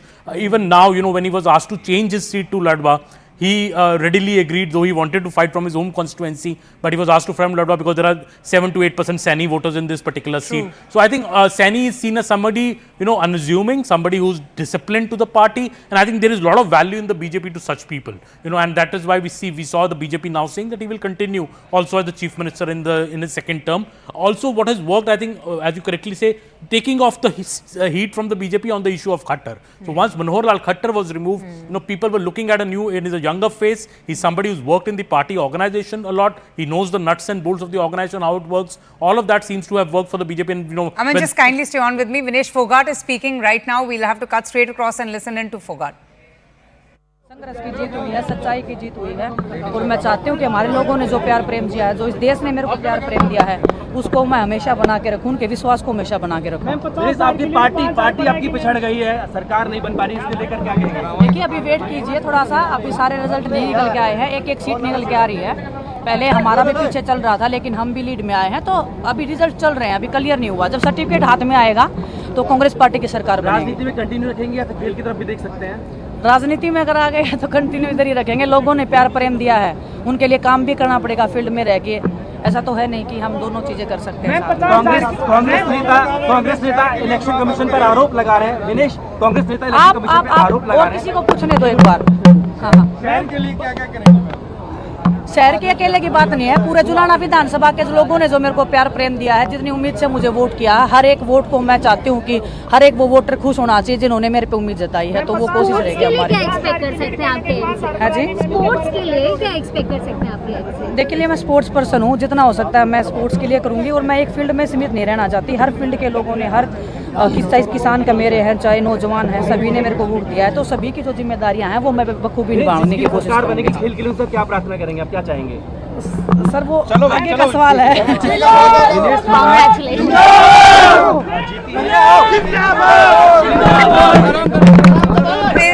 Vinesh Phogat, the Olympian wrestler turned politician, Julana ki bahu, that was her campaign. This is the constituency where her in-laws also live. Julana seat in Jind district received a lot of hype, a lot of attention as well. And Mehbooba Mufti right now is speaking. There's a lot of reactions coming in. Let's cut straight across and listen in to PDP chief Mehbooba Mufti. मुबारकबाद देना चाहती हूँ, उनकी बड़ी शानदार कामयाबी हुई और उसके साथ साथ जम्मू कश्मीर के लोगों को भी मुबारकबाद देना चाहती हूँ कि उन्होंने एक स्टेबल गवर्नमेंट के लिए वोट डाला, क्योंकि पिछले 10 साल से जो हालात रहे जम्मू कश्मीर में, बिलखुसूस 2019 5 अगस्त के बाद, तो जम्मू कश्मीर के लोगों को बहुत सारी प्रॉब्लम्स हैं, बहुत मुश्किलात हैं और उसके लिए एक स्टेबल गवर्नमेंट का, एक मजबूत सरकार का बनना बहुत ज़रूरी है। मैं जो हमारे पीडीपी के जो हमारे लीडर्स हैं, वर्कर्स हैं, जिन्होंने हमें बहुत मुश्किल हालात के बावजूद वोट डाला, उनकी भी बहुत शुक्रगुजार हूँ और उनसे यही अपील करूँगी कि हिम्मत नहीं हारनी चाहिए। उतार चढ़ाव आते रहते हैं और मुझे इस बात की खुशी है कि जिस तरह से लोगों ने वोट किया एक स्टेबल गवर्नमेंट के लिए, तो जो इसमें गड़बड़ करने का कोई चांस नहीं अब, क्योंकि लगता था कि अगर मैंडेट कुछ मिक्स्ड होगा, अगर एक मैंडेट नहीं होगा तो फिर उसमें बहुत सी शरारतें हो सकती थी, बहुत सारी उथल पुथल हो सकती थी और कहीं ना कहीं यहाँ के जो लोगों ने मैंडेट दिया है उसको डिफीट करने की बात हो सकती थी। इसलिए I congratulate all of them, specially people of Jammu and Kashmir, जिन्होंने बहुत जो है सोच समझ के एक स्टेबल गवर्नमेंट के लिए वोट दिया है। Want to ask anything, please go ahead. PDP 2014 में 28 सीटें, जी और 2024 में 3 सीटें, जी क्या 96 में नेशनल कॉन्फ्रेंस 60 सीटें, 2014 में 16 सीटें। ये उतार चढ़ाव आता रहता है, इसमें क्या करेंगे आप? लोगों की विक्ट्री है, लोगों की चॉइस है, आपको लोगों की चॉइस जो उनकी मर्जी है उसकी कदर करनी चाहिए, उनकी इज्जत करनी चाहिए। जमहूरियत में तो यही होता रहता है। नहीं, मुझे लगता है कि लोग चाहते थे एक स्टेबल गवर्नमेंट और उनको लगा नेशनल कॉन्फ्रेंस और कांग्रेस जो है वो हमें स्टेबल गवर्नमेंट दे सकती है और कहीं ना कहीं बीजेपी को दूर रख सकती है। I think that is the, मुझे लगता है सबसे बड़ी वजह।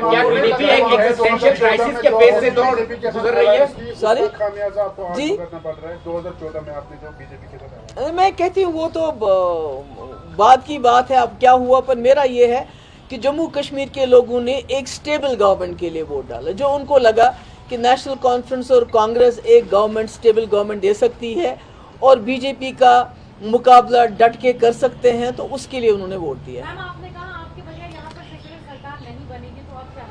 नहीं, अब तो मेरे ख्याल में बहुत अच्छे, मैं तो कह रही हूँ कि लोगों को मुबारकबाद दे रही हूँ कि उन्होंने हंग असेंबली को नहीं चुना, एक स्टेबल गवर्नमेंट के लिए वोट दिए, ये तो मुबारकबाद है लोगों के लिए। As a former chief minister, why do you think people didn't vote for PDP? नहीं, मैं तो बार वही बात कह रही हूँ कि नेशनल कॉन्फ्रेंस और कांग्रेस का लग रहा था कि वो गवर्नमेंट बना सकते हैं, मिलजुल के एक स्टेबल गवर्नमेंट बना सकते हैं, और जम्मू कश्मीर के लोगों ने, खासकर कश्मीर के लोगों ने चुना कि हम एक तरफा वोट दे के एक स्टेबल गवर्नमेंट को वोट दें कि उन्होंने अपोजिशन से ज़्यादा सरकार को वोट देने का जो फैसला किया। मैम बहुमत का आंकड़ा चूंकि 48 हो जाएगा, ऐसे में अभी पूरी फाइनल रिजल्ट नहीं आए हैं, अगर जरूरत पड़ती है बीजेपी के 2-3 विधायकों देखिए, की, तो क्या सपोर्ट मुझे लगता है कि नेशनल कॉन्फ्रेंस और कांग्रेस 50 तक पहुंच जाएंगे। ये मेरा अपना, ये आज का नहीं है, ये मेरी एक हफ्ते से पहले मेरी एनालिसिस है कि कांग्रेस और एनसी को किसी की ज़रूरत नहीं पड़ेगी सपोर्ट की। हालांकि जब मुझसे कई कांग्रेस लीडरशिप ने बात भी की, मैंने उनको यही बताया आज से 2-3 दिन पहले, मैंने कहा एनसी और कांग्रेस की जो है मिलजुल के आपके इतने सीट्स आएंगी, आपको बाहर के सपोर्ट की ज़रूरत नहीं पड़ेगी, and that is I have been proved right. Okay, नहीं, मैसेज ये गया है कि जम्मू कश्मीर के लोग बहुत अक्लमंद हैं, बहुत वाइज हैं, और उन्होंने इलेक्शन में इसका सबूत दिया है कि वो नहीं चाहते हैं यहाँ मरकजी सरकार को कोई तोड़ फोड़ करने का मौका मिले, क्योंकि अगर यहाँ पर खुदा ना खास्ता हंग असेंबली होती तो बहुत तोड़ फोड़ हो जाती, और फिर जम्मू कश्मीर के लोगों को इतनी मुश्किल के बाद जो सरकार मिल रही है, शायद वो सरकार भी नहीं नसीब होती। तो अब my all the best wishes are for the जो गवर्नमेंट बनने वाली है कि, और लोगों की बड़ी उम्मीदें हैं, उनसे वाबस्ता हैं, बड़ी मुश्किलात हैं लोगों को, खासकर जो हमारे नौजवान बाहर के जेलों में बंद हैं उसके हवाले से, अनएम्प्लॉयमेंट के हवाले से, बिजली के हवाले से। तो मैं उम्मीद करती हूँ कि इतना बड़ा मैंडेट उनको मिला है, वो लोगों की जो उनसे जो उम्मीदें हैं उन पे पूरा उतरेंगे। Thank you so much. कौन सी वजह रही आपके हिसाब से जो जम्मू कश्मीर के लोगों से कम्युनिकेशन आप नहीं बिठा पाई? सॉरी मैम, वो ऐसी कौन सी वजह रही? नहीं, कोई कम्युनिकेशन नहीं है, लोगों की चॉइस है। इस बार लोगों ने चुना कि हम सिंगल कॉम्बिनेशन को मैंडेट देंगे, हम इधर उधर वोट नहीं डालेंगे, बल्कि एक जो अलायंस है उसको वोट देके उनकी सरकार बनाएंगे सर आंखों पे। Thank you. सॉरी, आपको तो कैसे लो है? जहाँ भी देखिए इतनी टक्कर में तो पीडीपी है। National conference. Okay, we will talk about Jammu and Kashmir. We just had a very long discussion on the status in Haryana, but we're going to get you all the latest political reactions. Lots coming right here. We have Executive Editor Aman also joining us on the broadcast, but have to slip into a short break. Stay tuned. I'll be back with lots more in just a bit.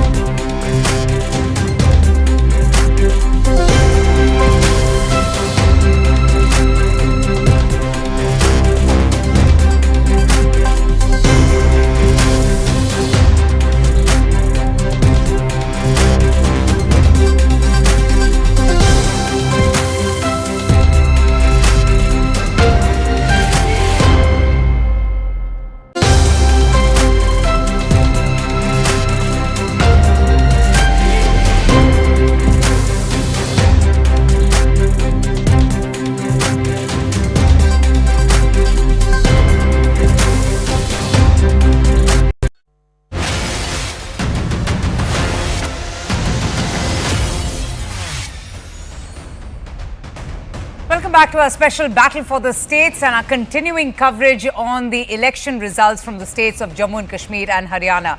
And right now we're getting in breaking news. The Election Commission of India has responded to the Congress Jairam Ramesh. Before I get you that breaking news, Bhupinder Singh Hooda is giving a reaction. Let's go straight across and listen to what the two-time former Chief Minister of Haryana has to say.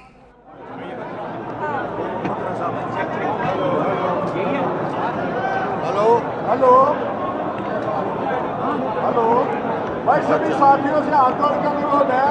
Former two-time Chief Minister who was extremely confident of a big, massive win. In fact, just 2 days ago was telling CNN News 18 that he was very sure that the Congress is going to sweep the elections. And obviously one has seen the results now. The Congress at 38 is just about to speak now to the press. When asked if he is going to be the future Chief Minister, he had already left that to the Congress High Command. Let's listen in to what Mr. Bhupinder Singh Hooda has to say after the results that have come out. The Congress at 38 and the BJP pulling off that huge surprise in the state of Haryana.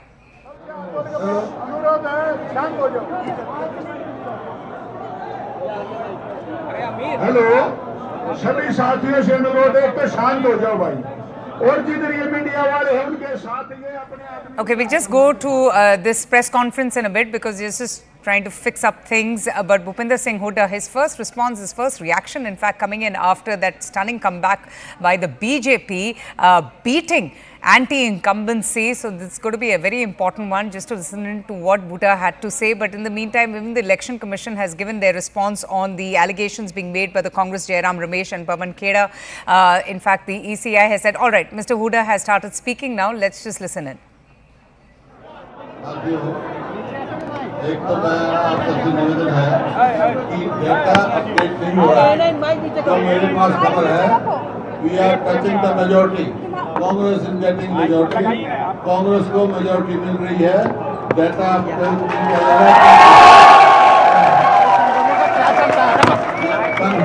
Confusion create किया जा रहा है. बहुत सारी सीटें हैं जो हम जीत चुके हैं वो अपडेट नहीं की. जैसे चट्ठा साहब है, शैली है, रामकरण है, अशोक अरोड़ा.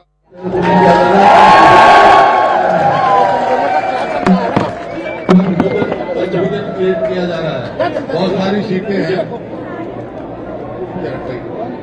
सीटें हैं जो हम जीत चुके हैं वो अपडेट नहीं की. जैसे चट्ठा साहब है, शैली है, रामकरण है, अशोक अरोड़ा है. ऐसे कई सीटें हैं जो हमारे खबर मिली हैं. जैसे आदमपुर में भी हम लीड कर रहे हैं, गद्दे में भी लीड कर रहे हैं. बहुत सारी कॉन्स्टिट्यूंसी हैं, जैसे रोहतक में हम लीड में जा रहे हैं. तो ये अपडेट नहीं हो रहा है डेटा इलेक्शन कमीशन में, और कई जगह काउंटिंग की गई है. तो मेरा एक तो सभी जो काउंटिंग एजेंट हमसे साथियों से निवेदन है कि आप डटे रहो, मेजोरिटी आ रही है. सर आप इतने सीनियर शांत रहो. सर आप इतने सीनियर लीडर हैं, मुख्यमंत्री रह चुके हैं 10 साल तक. आज 2:30 बजे जब काउंटिंग हो रही है, क्या आप पूरी जिम्मेवारी से ये बात अपने जो कार्यकर्ता है उसको बता रहे हैं? हाँ, मेरे पास खबर है कई जगह काउंटिंग रुकी हुई है. जैसे रोहतक शहर की रुकी हुई है और कई जगह है जो कंफ्यूजन के लिए डाटा अपडेट नहीं किया. मान लो जहाँ कहीं 10 राउंड की हुई है, 11 राउंड तक, 12 राउंड तक हुई है, 7 राउंड तक का डाटा किया है. कई जगह जो जैसे थानेसर है वहाँ जीत, हमारा कैंडिडेट जीत भी गया है, सर्टिफिकेट भी ले आया, वो भी अभी उसमें नहीं डाल रहे हैं. इस प्रकार से कंफ्यूजन है, कंफ्यूजन क्रिएट हो रहा है. डाटा अपडेट करा तो इलेक्शन कमीशन हुआ तो डाटा अपडेट करें. और जैसे मैंने कहा ये खेल है, बॉल कभी इधर कभी उधर, लेकिन गोल हम मारेंगे. सर इलेक्शन कमीशन भी कह रहे हैं कि बीजेपी के इलेक्शन कमीशन से मेरी रिक्वेस्ट है कि अपना निगरानी रखें और कोई ऐसी बात ना होने दें. तो अभी भी आप होपफुल है सर? सरकार आ रही है आपको? आपने मैंने क्या सुना आपने? सुना नहीं है आपको? मैंने क्या कहा है? क्या चुका ना. Thank you. इलेक्शन कमीशन ने Singh Hooda extremely confident of securing a big win, and Aman, he's saying that goal to hum hi marenge. Congress is getting a majority. He is also alleging that there's a lot of confusion that's being created because the Congress party has also alleged manipulation and updating of the EC website. What do you make of that statement?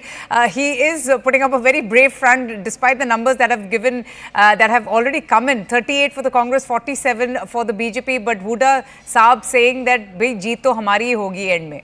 Surprising, Mr. Hooda is still not conceding defeat, and he's continuing to define, saying some seats are very, very close. So yeah, few rounds are left and some seats, but overall it seems BJP at 47, one above the majority mark in fact, and among the independents also I believe one is Savitri Jindal, who's expected to go with the BJP since son is with the BJP. So I think the BJP is very confident that it's going to cross the majority mark. It will be above 46 by the end of the day. Congress is still struggling, Avantika. It's at 37. Yeah. So to make up, almost 9 seats may be very difficult for the Congress from this stage. But of course, I think defeat is hard to digest when you have already presumed a big victory. And it's a big shock, I think, and that is showing for the Congress in Haryana, because this was one state they were very confident of winning. In fact, especially so after the Lok Sabha results, when it was a 5-5 split verdict, on the 10 seats in Haryana. So BJP, I think Congress was very confident, and that is why maybe this loss will be very hard to digest by the end of the day if these numbers actually stay good till the end of the day. Absolutely. Aman, just kindly stay on with me. The NC Congress is poised to form the government. If we just pivot to Jammu and Kashmir, they have put up a great performance in the state. Omar Abdullah presently is speaking. Let's cut straight across and listen in. देखिए मैं अभी फिलहाल पूरे जम्मू कश्मीर के हवाले से बात नहीं करूंगा, क्योंकि कई सारी सीटें हैं जिनके नतीजे आना अभी बाकी हैं। लेकिन फिलहाल बड़गाम में खड़े होके मैं ज़रूर बड़गाम के वोटरों का शुक्रिया करना चाहता हूं, जिन्होंने मुझे अपने कीमती वोटों से नवाजा, मुझे यहाँ से कामयाब होके भेजा और मुझे जम्मू कश्मीर के लोगों की खिदमत करने का दोबारा एक मौका जो है हासिल हुआ है। जम्मू कश्मीर नेशनल कॉन्फ्रेंस को पिछले 5 साल से ख़त्म करने की मुकम्मल कोशिश की गई थी। यहाँ बहुत सी ऐसी तंजीमें खड़ी की गई जिनका मकसद था नेशनल कॉन्फ्रेंस को ख़त्म करना, लेकिन अल्लाह का फजल है कि जो हमें ख़त्म करने के लिए आए थे मैदान में, वो खुद ही मतलब उनका कोई नामो निशान नहीं रहा। लेकिन हमारी जिम्मेदारियां बढ़ जाती हैं। अब हमारा फ़र्ज़ बनता है कि हम अपने काम के ज़रिए अपने आप को इन वोटों के काबिल और लायक समझें, जो कि अगले 5 साल के लिए हमारी मुकम्मल कोशिश रहेगी। महबूबा जी ने कांग्रेचुलेट किया है, आपको बधाई दी है जम्मू कश्मीर नेशनल कॉन्फ्रेंस और कांग्रेस को नई सरकार के लिए। अब हम उनके मुबारकबाद के पैगाम का शुक्रिया करते हैं और क्या कर सकते हैं। नए मुख्यमंत्री से मैं बात कर रहा हूं, उमर साहब Jammu Kashmir. All right, very interesting. Aman, whenever there are talks of the PDP, you have Omar Abdullah who's trying to avoid the whole conversation of a possibility of an alliance. But about Omar Abdullah winning big from Budgaon, and he was also leading in Gandarbal. The last I checked was by over 8,500 votes. Very impressive performance by the National Conference. What does this mean for them and also for the BJP? If in one state they're rejoicing their victory and a great surprise win that they're enjoying, what does this mean for the BJP with the NC getting these number of votes from the people of Jammu and Kashmir, especially in Kashmir? Well, I think Omar Abdullah is the big star of this election in J&K.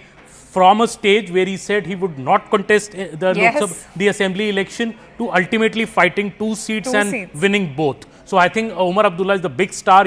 Out of the 51 seats, Avantika, that NC contested in these elections, they have won 42. 42 out of 51 or 41 out of 51 depending on the leads. At the end of the day, the NC is going to end up winning nearly 85% of the seats it contested. Comparatively, the Congress, which was very graciously, I think, given 32 seats by the NC, has won only 5 to 6 seats. So in a way, it is the Congress which has pulled down this number. Maybe if the NC had contested this election alone, it may have crossed 50 on its own in this election. A brilliant election fought, I think, by Omar Abdullah. He consolidated his forces, his cadre in this particular election happening after a decade in Kashmir. And party does go into a bit of an oblivion if there are no elections for a decade. But NC managed to rally its cadre together. So much so that all these other factors, the independents, Engineer Rashid's party, have not been able to cut the votes of the NC. I think that goes to the credit of Omar Abdullah. He warned the voters of Kashmir that voting for Engineer Rashid's party, voting for these independents, only ends up voting for the BJP. Don't vote for them. I think the Kashmir voters, the NC was able to convince them, and that is why we see the sweep of the Kashmir Valley by the National Conference. Congress has won very little. They won, I think, just one seat in Jammu, where NC was actually banking upon them to do well, but that has not happened. He was not very enthused about the alliance, Omar Abdullah, all throughout. He was quite upset with Rahul Gandhi also not really focusing on the campaigning. But Ishan Mani is also joining us. Ishan, do you concur with Aman that it's Omar Abdullah, the star of the show in the state of Jammu and Kashmir, National Conference doing so well, him in fact doing fantastically from Budgam and also leading in Ganderbal? What is the sense that you're getting from the ground? The independents haven't really had such a big role to play, and there were some formidable independents who were in the electoral fray this time around. Well, definitely credit to the National Conference that they kept their cadre intact. PDP scattered, their party broke, the leaders left, they wanted out to form new parties. Even those new parties which came into electoral politics, have lost. Even Altaf Bukhari, which was the best bet, even the BJP, for the BJP, that if you could come after winning the few seats, that he could provide you support in Kashmir. He hasn't really clicked. There are independents that the BJP was also backing upon. They haven't clicked. There is joy behind me at the Congress headquarters, at the prophet and crowds have started to build up. They believe that this is a big victory for them, a defeat for the BJP. Now, this all will be linked to the 370. Definitely that because of the 370 abrogation, that Kashmir-based political parties have been able to successfully take it to the masses that BJP actually was behind the abrogation of Article 370, and they've snatched something away from them. But the National Conference is the big winner from the entire scene that you see today. It was very clear. National Conference wanted Congress to focus on Jammu, but National Conference felt that the Congress was actually sacrificing Jammu for Haryana. But Haryana hasn't also turned out well for them. While the focus of the Rahul Gandhi's campaign, most of the campaign happened in Kashmir. He held multiple rallies in Kashmir. But the National Conference would have wanted is a star campaigner of the Congress to campaign in Jammu and win them a few seats. But that didn't happen. There was also, BJP was also looking at cutting the votes. Because if you see Jammu, there are clear two parties which had contest. It was either the BJP or the Congress, and few other independents who were rebel from the parties and fought as independent candidates. Other than that, there was no chance of any other party coming there or swinging victory in their favor. And within Kashmir, there was a divided vote. They felt that there will be a vote division, and the National Conference and Congress will hurt because of that division, particularly in those areas where the National Conference is dominant. Because the Indian regime was able to upset Umar Abdullah in North Kashmir, and that's where the main bastion is, apart from Central Kashmir, which comprises of Srinagar, Budgam, and Ganderbal. They felt they'll be able to fragment his vote by Engineer Rashid and make their victory there and get independence out of that particular area. But that didn't happen. Now, clearly, it seems like Omar Abdullah is heading towards Ganderbal to collect his victory certificate. Then he will go to Budgam. He has contested from 2 seats, though he was nervous given the fact that he has lost Lok Sabha elections. Very nervous, in fact. He didn't speak to the media this time. Last time he spoke to the media when Lok Sabha elections were taking place. So he was a little nervous, but that hasn't really, led his fortunes down. He is going on. They feel that they'll be able to form the government. Even if you look at the statement that the PDP has made, just few minutes back, we saw PDP saying that they would need the support of PDP if National Congress is going to form the government. Oh, absolutely. An exuberant National Conference and Congress alliance taking a very impressive lead in the Jammu and Kashmir election. We also have a reaction now from BJP's leader, Kavinder Gupta. He, in fact, if you recall, was extremely confident that his party will emerge as the single largest party in the Union Territory. We have his reaction. Let's just play that out. वो देश की बेहतरी के लिए काम करे। जम्मू कश्मीर में बहुत कुछ सहा है और जम्मू कश्मीर में पत्थरबाजों को छोड़ना, इस प्रकार की जो चुनावी जो हथकंडे इन्होंने अपनाए हैं वो यहाँ पर संभव होने वाला नहीं है। इसलिए जनता की बेहतरी के लिए, जम्मू कश्मीर की बेहतरी के लिए काम करें तो अच्छा रहेगा। मतलब बीजेपी का मुख्यमंत्री नहीं बनेगा जैसा दावा किया। देखिए, मैंने कहा 2 घंटे इंतजार करिए, देखते हैं क्या होता है, क्या रणनीति बनती है। अभी इतनी जल्दी कुछ कहना ठीक नहीं। जिस तरह फैसला, वो कह रहे हैं कि उमर अब्दुल्ला सीएम बनेंगे। देखिए, उन्होंने अपना दावा किया है, अच्छी बात है, करना भी चाहिए, उनके पास फिलहाल तो बहुमत है। But the BJP much below the halfway mark. They were expecting 30 to 35 seats in the state of Jammu and Kashmir, and also putting up a very good performance in Jammu region. We'll talk about the politics in Jammu and Kashmir in just a bit. A quick break right here on the broadcast. Stay tuned. I'll be back.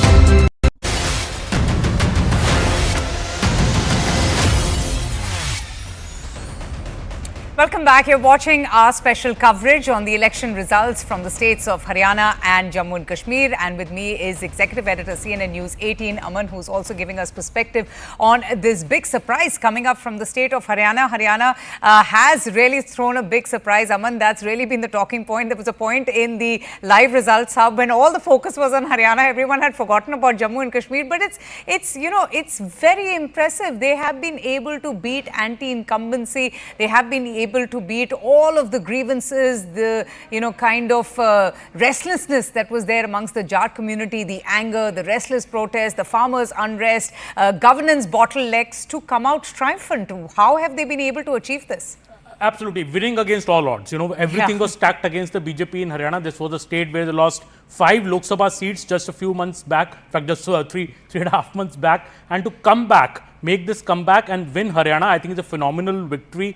Obviously, there are multiple factors in it. We spoke about that earlier. This time, I would like to point out to the Dalit voter. I think this is something which was much ignored in Haryana, while the Congress focus was firmly on the Jat voters consolidating behind it. And they constitute 20% of the population in the state. Yes, nearly 22% of the population in Haryana is Dalit voters, something that the BJP has cultivated over the last few years. In fact, created a deprived scheduled caste community there, which 14% of them, which BJP has really focused upon. I think that is something which has totally worked in the favor of the BJP in this election. This vote has not gone to the Congress. This has come to the BJP, which is, I think, explains the overconfidence of the Congress in this election, that, just the Jat sentiment will carry them through. The Chhattis Biradari of Haryana, which Congress spoke about a lot, I think BJP has practiced that well on the ground. Of course, replacing Mr. Manohar Lal Khattar with Nayaab Singh Saini is a move that was criticized when it happened. Avantika, I remember all of us were criticizing it, saying this is almost an admission that BJP is going to lose Haryana. Soon after that, we saw BJP lose 5 seats in Haryana. So it was a tough task, but I think BJP has worked on the grassroots here, got their cadre together. There was RSS support, which I am saying the X factor in the Haryana election. After the BJP RSS Samanvaya meeting in Kerala, we have seen the RSS being involved in a big deal in the Haryana election, and all these, I think the result which is showing to us, BJP at 48, best ever performance of BJP in Haryana ever since 2014, when they won it with 47 seats. To get up such a victory, I think, from a possible defeat, which everybody said, I think speaks of the BJP's resolve, and also the Prime Minister Narendra Modi's big appeal in Haryana. Right. Avantika, you remember, Prime Minister always begins his Lok Sabha campaign from Haryana.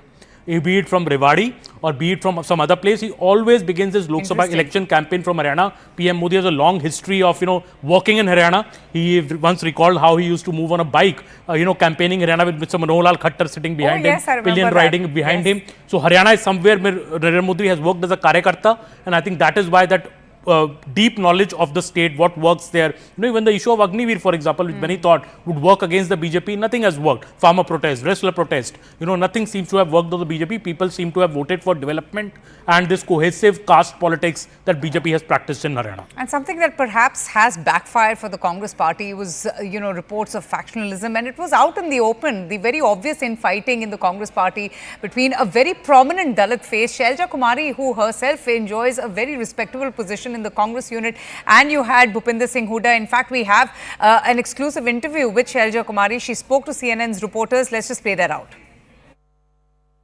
Joining us now, senior Congress leader and MP Kumari Selja. Ma'am, thank you so much for speaking to CNN News 18. Ma'am, the tally has almost taken its final shape, and it seems it's a disappointment for the Congress party. First of all, your first thoughts on it? No, my first thought obviously is that of disappointment, because in the morning I was talking to you here in this room and I was claiming that we'll get 60 plus. So we are nowhere there, and that is a huge disappointment, not only for me personally, not just, for a few people, for the aspirants, for the candidates, but I think for our workers at large and for Haryana people also. We have not been able to deliver or garner the kind of support that we should have or we could have. The campaign was really extensive, ma'am, by the Congress party. In fact, from Kisan, Pahalwan to Jawan, all three were focused. Do you think now it's time for introspection, exactly what went wrong? Absolutely. We will have to introspect. And that is something that any party would do, and we have to do, because we were on way to form government. And 60 or even all your exit polls didn't put it less than majority, absolute majority. So there's some shortcomings. Ma'am, your initial thoughts, what went wrong? The BJP is still currently leading in votes in Haryana Assembly elections, clearly overturning all those early trends. And of course, the exit poll predictions, you also just heard Kumari Selja taking a swipe at all of these exit poll predictions.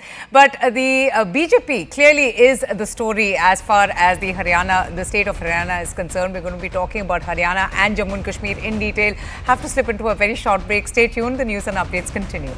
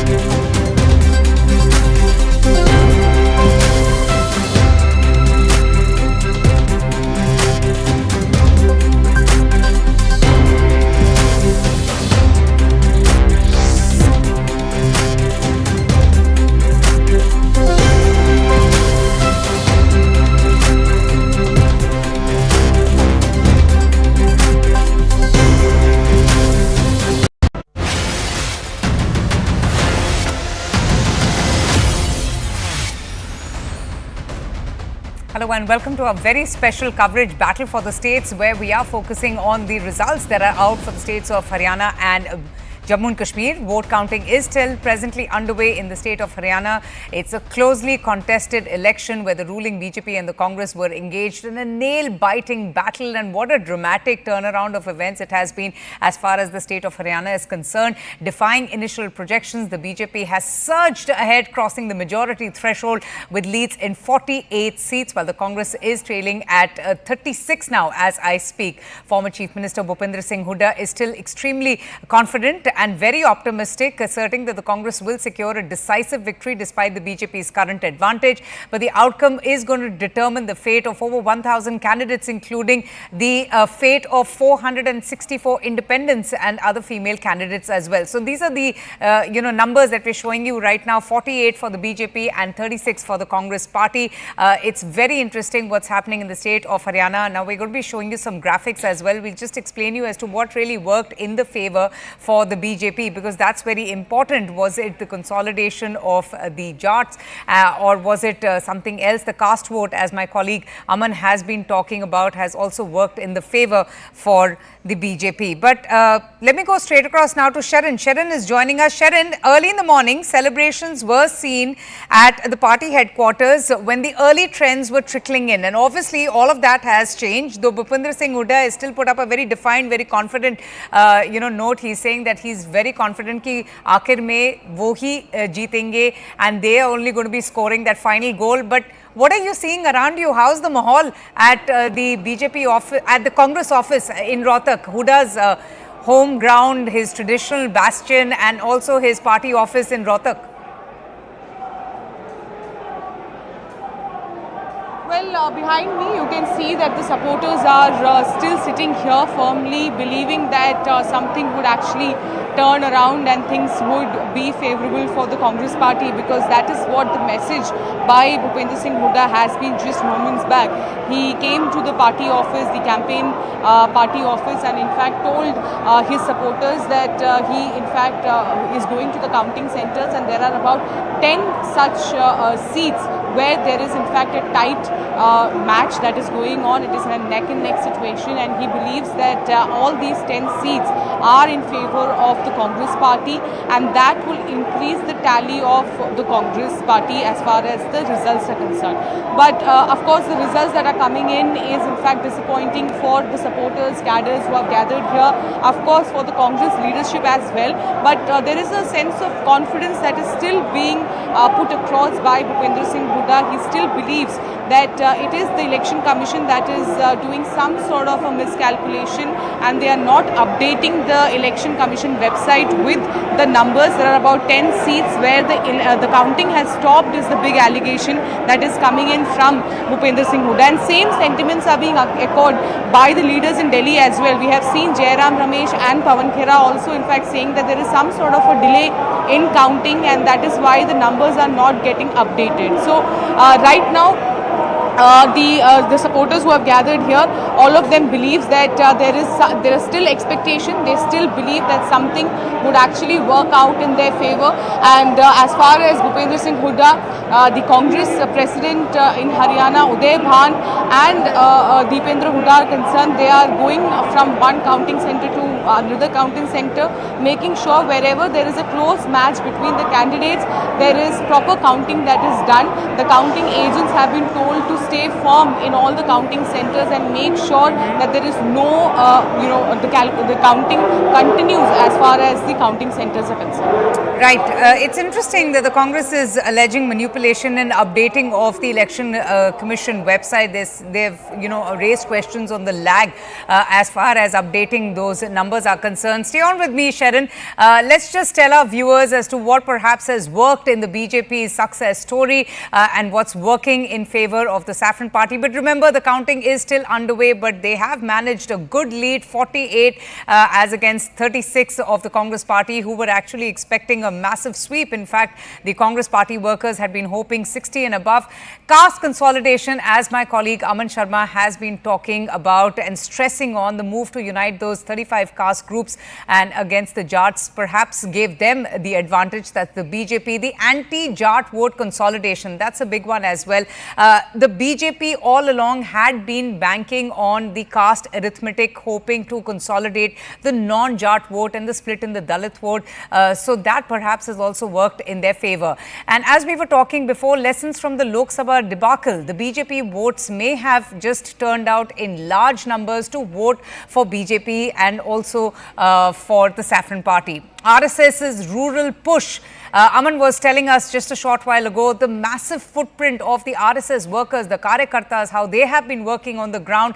And we've also been hearing from Mohan Bhagwat, who's been talking about unity, talking about all groups within the BJP to come together within the NDA to work for that ultimate goal of winning elections. So the RSS's involvement, their participation, the RSS's ground level efforts perhaps is also what has led to this fantastic performance in the state of Haryana. A great comeback by the BJP. Winning candidates had very strong political backgrounds as well, and the winnability factor was something. Most importantly, Nayab Singh Saini, he himself is a very affable face. He's likable, he's decisive, he's young, he's energetic, and the BJP perhaps had already foreseen that, and that's why they had decided to change and replace Manohar Lal Khattar with Nayab Singh Saini. So I'm talking about that strategy that seems to have worked. And Saini, in fact, has also been extremely confident. I mean, something that really stood out about him through and through, while everyone had been talking about the Congress's massive win or their clean sweep, etc. You had Saini all calm, composed, smiling year to year, very, very sure that the BJP will win. He talked a lot about the work that has been done by the BJP workers on the ground and how the BJP campaign, has really been focusing on development, on reinstilling the faith and confidence in the youth, on talking to them, on reaching out to them, and most importantly, the big announcement of the purchase of 24 crops at minimum support price. So all of these schemes that were announced in this Sankalp Patra, the BJP is stressing how Haryana, the state, has been marching on the path of development. The Dalit vote shift, the Dalits were hesitant to side with the Congress, unlike in Lok Sabha polls, and also the urbanization factor that Aman was talking about, Haryana's rapid urbanization that perhaps has also worked in the benefit of the Haryana state. All right, I've just received some breaking news on the Haryana election results. The Shiv Sena UBT MP Priyanka Chaturvedi has said, and I quote, that I congratulate the BJP because even after so much anti-incumbency wave, it seems that they are forming the government in the state of Haryana. The Congress party needs to think, to introspect about its strategy, because wherever there is a direct fight with the BJP, the Congress party gets weakened. So that's the congratulatory message coming in from Priyanka Chaturvedi. She has openly come out and she's saying that she congratulates the BJP amid the anti-incumbency, amid all the issues that the party had been grappling with in the state of Haryana. It has come out triumphant. It has emerged trumps. Executive Editor, CNN News 18, Aman Sharma, has been with us throughout. He's also giving us more context and perspective. Aman, I just want to understand from you what happens for the Congress party now. What happens to Bhupinder Singh Hooda, Kumari Selja? I mean, the kind of infighting that one saw, and we just heard from Kumari Selja as well. She took a bit of a dig on that 60 number, but perhaps it is curtains for senior Hooda, Bhupinder Singh Hooda. Do you think so? Well, I think, Avantika, knives are going to be out in the Congress now. It's clear. We listened to Kumari Selja's interview with her colleague Yash today, which has played out. She's clearly saying that party needs to introspect. कहाँ बात हो रही थी 60 की और हम वहाँ तक पहुँच भी नहीं पाए. 36-37 सीट्स हम जीत रहे हैं. So very, very clear. Kumari Selja is now saying, look, you banked completely on Bhupinder Singh Hooda in these elections. You made his man Uday Bhan as the PCC chief, replacing me. Kumari Selja, you're the only woman Dalit face you have in the state, and this in a way is a sweet revenge, I would say, for Kumari Selja, whose candidates did not get tickets. In these elections, she herself wanted to contest. It was not ignored because they said no MP will contest. Now, and Dalit votes, which the Congress desperately needed to win this election, have not come to the Congress because BJP was effectively able to tell voters that, look, Congress party is disrespecting its tallest Dalit face. Why do you even want to vote for the Congress party, which does not even, wants to repose any trust in Kumari Selja? So it's very clear. I think Kumari Selja's words now are laying the ground out. But the re-entry of Ashok Tamar didn't help the Congress party. He is also a known Dalit candidate. He's known to be extremely fickle. He's been changing his party allegiance as well. But clearly it seems that Kumari Selja, not that she felt slighted, but it has also had an impact on the Dalit community as well. Absolutely. I think Ashok Tamar was too late. And, clearly Selja has much bigger stature in Haryana. She's also the MP from Sirsa. But I think Kumari Selja's factor, I think the Congress could have played it up more. She did not campaign much. At least, she was unhappy first with the candidates. Even Tawar's re-entry into the Congress, she was not happy. And this, I think, effectively this election, Bhupinder Singh Huda's political career seems to be going into the sunset. He's lost 3 consecutive elections as the presumptive CM face of his party. And I think Kumari Selja could be, the party may look at a younger leadership now to take it forward, especially to focus on the Dalit vote, because they are realizing now that banking just on the Jat vote is not going to help them win Haryana. They need to get the Dalit vote back with them, and maybe Selja is the best face they have to do that in future elections. Interesting. Just stay on with me, Aman. We also have Priyanka Chaturvedi's soundbite now. Her reaction, she has congratulated the BJP, and she's also asked the BJP to sit back and introspect and to find out just what went wrong for the party in the state of Haryana. अभी देखिए चुनावी नतीजे अभी पूरे आए नहीं हैं, पर जिस तरीके से जा रहा है उससे स्पष्ट हो रहा है कि इतनी एंटी इनकम्बेंसी के बावजूद भी भारतीय जनता पार्टी अगर सरकार बना रही है तो मैं सबसे पहले भारतीय जनता पार्टी को बधाई देना चाहूँगी कि उन्होंने ये कैंपेन अच्छे से लड़ा, जनता का विश्वास जीता हरियाणा में, डिस्पाइट एंगर वोट भी उन्हीं को गए, यानी विश्वास बनाए रखा कि बीजेपी में विश्वास बनाए रखा है। और कहीं ना कहीं कांग्रेस पार्टी को भी अपनी रणनीति देखनी पड़ेगी कि जैसे डायरेक्ट फाइट होती है बीजेपी के साथ, कांग्रेस कहीं ना कहीं कमज़ोर पड़ जाती है, तो क्यों है रीवर्क द एंटायर अलायंस। ऐसा कोई मैं मानती हूँ कि अभी नतीजे जब आएंगे तो फाइनली पता चलेगा, बट अगर जीतते हैं तो उनको बधाई के पात्र भी बनते हैं कि despite anti incumbency they have done well. I'm going to get in a quick word now from CNN News 18's Pallavi Ghosh. Pallavi, how is the mood in the Congress camp? We just heard from Bhupinder Singh Huda. He's still extremely confident of pulling off a massive win. He's saying ki aakhir to goal hum hi marenge. And he's also alleged that there's a lot of confusion that's being created. Well, I mean, at 4 o'clock is going to be the first official press conference of the Congress party, which is from Jairam Ramesh. But already, voices coming in from the Congress seems to be suggesting that they're accepting the mandate. And of course, there will be a stock taking at some point of time on what possibly could have gone wrong. And that perhaps is a lesson they would want to learn. But I would be more worried if I was a Congress party by the comments of Priyanka Chaturvedi, because that's the next big election, which is in Maharashtra. Priyanka Chaturvedi belongs to the Uddhav Thackeray Shiv Sena faction, clearly the ally of the Congress. And the allies have been unhappy. They feel that whenever they are straight fights, the Congress party gets its strategy wrong. Whether it was Omar Abdullah being upset with the Congress for not campaigning enough in Jammu, or whether it's now Priyanka Chaturvedi who must be wondering whether there would be a repeat of the Congress's lack of enthusiasm of good strategy when the elections begin in Maharashtra.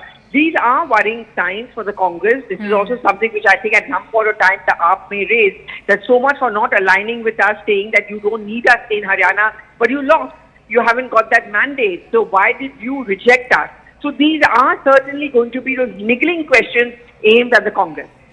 So what's next for Kumari Selja, for Bhupinder Singh Huda? What do you think went wrong for the Congress party? They're at 37 as we speak. BJP is still at 47. The counting is still going on. But in your perspective, in your understanding of the situation, what backfired for the Congress party given the...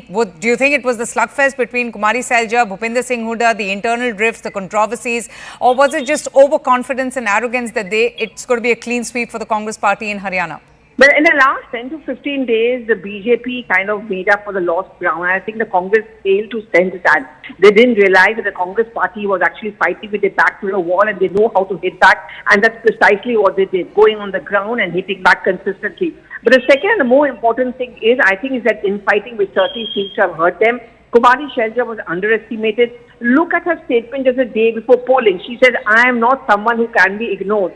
I don't think she made it an off the cuff. She was clearly upset with getting in Ashok Tamar last minute. And the fact is that it's only post 26 that she began to campaign, that too in and around the Hisar and the Sirsa area. The campaign was largely by the Huttas, of the Huttas, and somewhere she wanted perhaps to teach the party also a lesson, despite making the right noises that I am a loyalist. She remains in the Congress party, but she also tried to send out this message to the top leadership. The elections cannot be as far as a monopoly by only one particular family is concerned. Right, Pallavi, thank you so much. Aman, I wanted to understand from you, usually the political and the electoral inclination of Dalits in Haryana, or for that matter in any state, is subject to various factors such as the charisma of a political leader or the caste character of the candidate as well. Do you think that that's where the Congress lost out on? Because you're right, Kumari Selja has been pretty much in the national capital. She hasn't really campaigned for the party. She's been giving interviews to most of our reporters at CNN News 18. Do you think that is one big point that they lost out on? I think multitude of factors, Avantika. Number one, of course, is the Kumari Selja factor. She being ignored by the Congress was milked very, very effectively by the BJP during this campaign, especially in the last few days, as Pallavi was mentioning. Also, I think one thing that the BJP leaders told me, this Rahul Gandhi's comment in the US, when he mentioned something about reservation, later he said that, it was misconstrued. He never said that reservation will go away.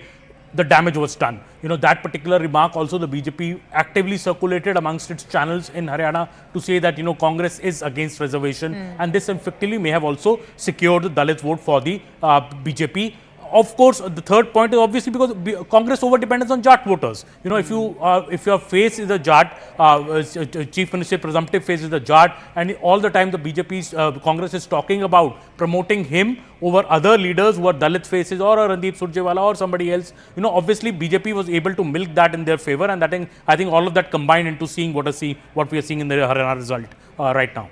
Well, someone who's going to be smiling today is Nayab Singh Saini, the Chief Minister of Haryana. He who has just come into the picture after Manohar Lal Khattar was replaced. And we have Arun Dhanta, who's joining us from his constituency. Arun, in fact, has been keeping a very close track of all the developments. Arun, what is it that you are hearing from the ground, the factors that have led to this fantastic performance by the BJP in the state of Haryana? And can we expect to hear from the Chief Minister? Will he be addressing a press conference?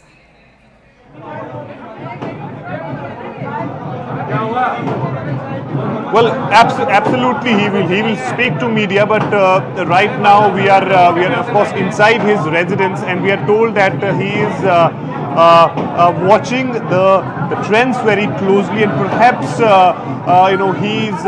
he's little cautious at this moment. Therefore he's not coming out or making any statement to media. He wants to have some sort of assurance as far as the trends goes. Perhaps then we will see he'll come out and then address the media. We are also told that he will be going to his assembly Ladwa for a road show, in which of course he's going to thank the people of his assembly who supported him. And the factor which was playing, because when I was traveling across Ladwa in 2 days back, the campaign on which he went to people was that he is once again going to become the Chief Minister. So if people of Ladwa are voting him, they are voting for the Chief Minister. That was the confidence which he was in fact showing to the people.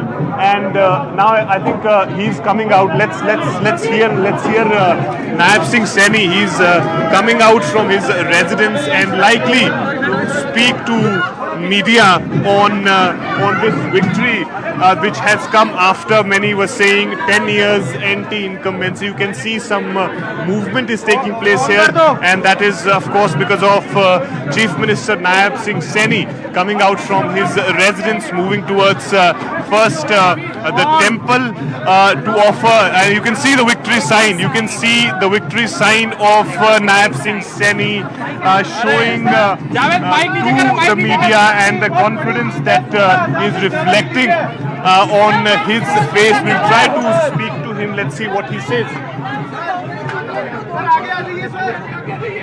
Saini साहब, 16,000 से ज्यादा की lead आपको मिली है। हरियाणा की बात कर रहे हैं। हरियाणा में भी मैंडेट आपको दिया गया है।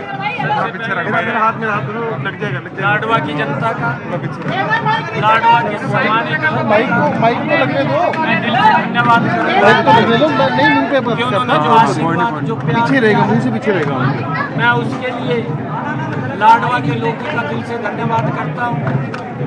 मैं हरियाणा के 280 लाख लोगों का दिल से धन्यवाद करता हूँ और अपने लोकप्रिय प्रधानमंत्री विश्व के नेता आदरणीय नरेंद्र मोदी जी ये पूरा का पूरा श्रेय मैं आदरणीय मोदी जी को देता हूँ।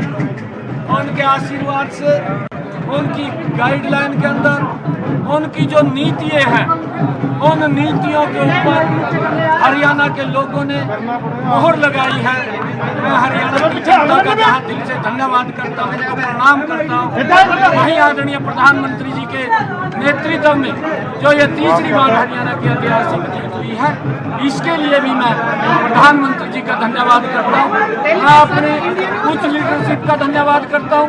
मैं हरियाणा के लाखों भारतीय जनता पार्टी के कार्यकर्ताओं का दिल से बहुत बहुत धन्यवाद करता हूँ कि जिनकी कड़ी मेहनत और पसीना बहा करके उन्होंने इस ऐतिहासिक जीत का जो दिलवाई है वो पूरे धन्यवाद के पात्र हैं। हरियाणा के लोगों को दिल से बहुत बहुत धन्यवाद। गोहाना की जलेबी की फैक्ट्री खेतों हाथ अलग से करो।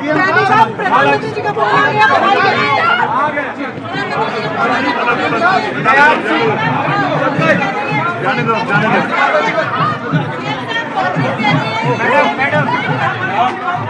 Pankaj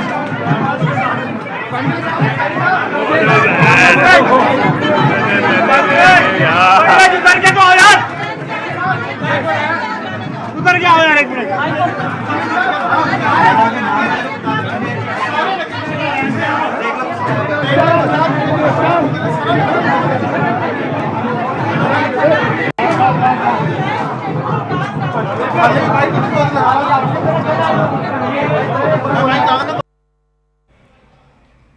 Okay, that's the Chief Minister Naib Singh Saini, the man of the moment after he has put up that spectacular win, and I can't really declare it because the counting is still going on, but Saini has already put up that victory sign. He thanked the Prime Minister, he thanked the people of Haryana. He's still speaking. Let's just cut straight across and listen in.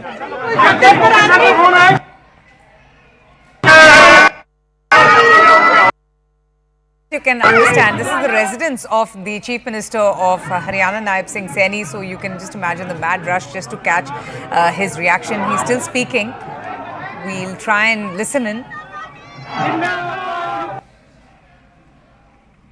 Okay, so a lot of commotion there, and obviously the BJP in celebratory mood, they're exuberant after the numbers that they have got, and no one had actually seen that coming. The BJP pulling off this impossible in Haryana, and it's Naib Singh Saini who has been able to achieve this massive electoral surprise. He's someone who's extremely effective, very young, energetic leader. He came in place of Manohar Lal Khattar, the former Chief Minister of Haryana, and he's also someone who has been attacking the Congress party for being anti-Dalit, for not listening to the Dalit community, and now Naib Singh Saini emerging victorious, extremely happy with the performance of the BJP, the entire party cadre as well, thanking the people of the state, and it's really unimaginable that how Haryana has emerged triumphs, beating anti-incumbency. In fact, it's a historic, historic thing that we are seeing, because no party ever has been able to achieve a hat-trick in the state of Haryana, and Naib Singh Saini has done just that. He has achieved this hat-trick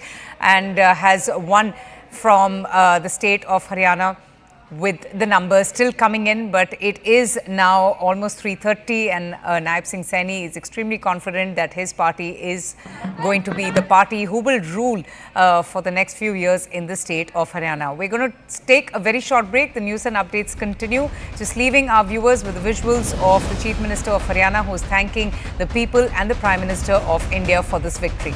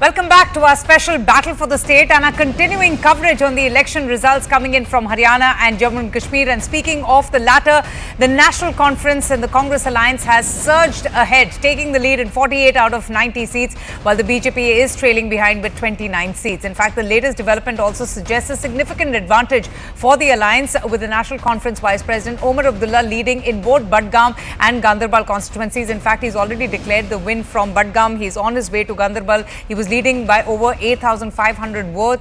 And Farooq Abdullah has declared that National Conference leader Omar Abdullah is going to be becoming the next Chief Minister of Jammu and Kashmir, as his party is racing ahead in winning the assembly elections. In fact, after conceding defeat in the Brij Bihara constituency, Mehbooba's daughter Iltija Mufti has said that she concedes defeat. She respects the people of the people's verdict, but she also said that she's not going to break down, and she looked forward to a more exciting phase in her political career. So all these reactions coming in, it's going to be very interesting as the counting is still going on. The alliance's momentum just may pave the way for a potential victory for the National Conference and the conference. Now let's just take you through the big Jammu and Kashmir takeaways. Well, PDP has lost its stronghold in South Kashmir, but we heard from Mehbooba Mufti and she is extremely happy with the outcome. She is very pleased that it's not in hung assembly. She in fact has been speaking in favor of the National Conference. She's saying कि तोड़ मड़ोड़ अब होने का कोई उम्मीद नहीं है. She did not really speak of any alliance with the National Conference.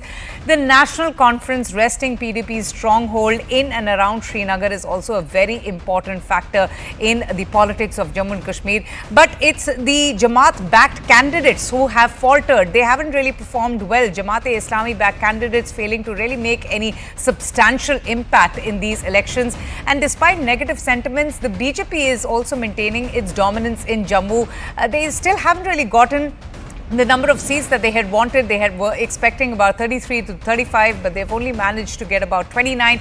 Independents have also, like the Jamaat-backed candidates, unable to make any significant mark in the valley.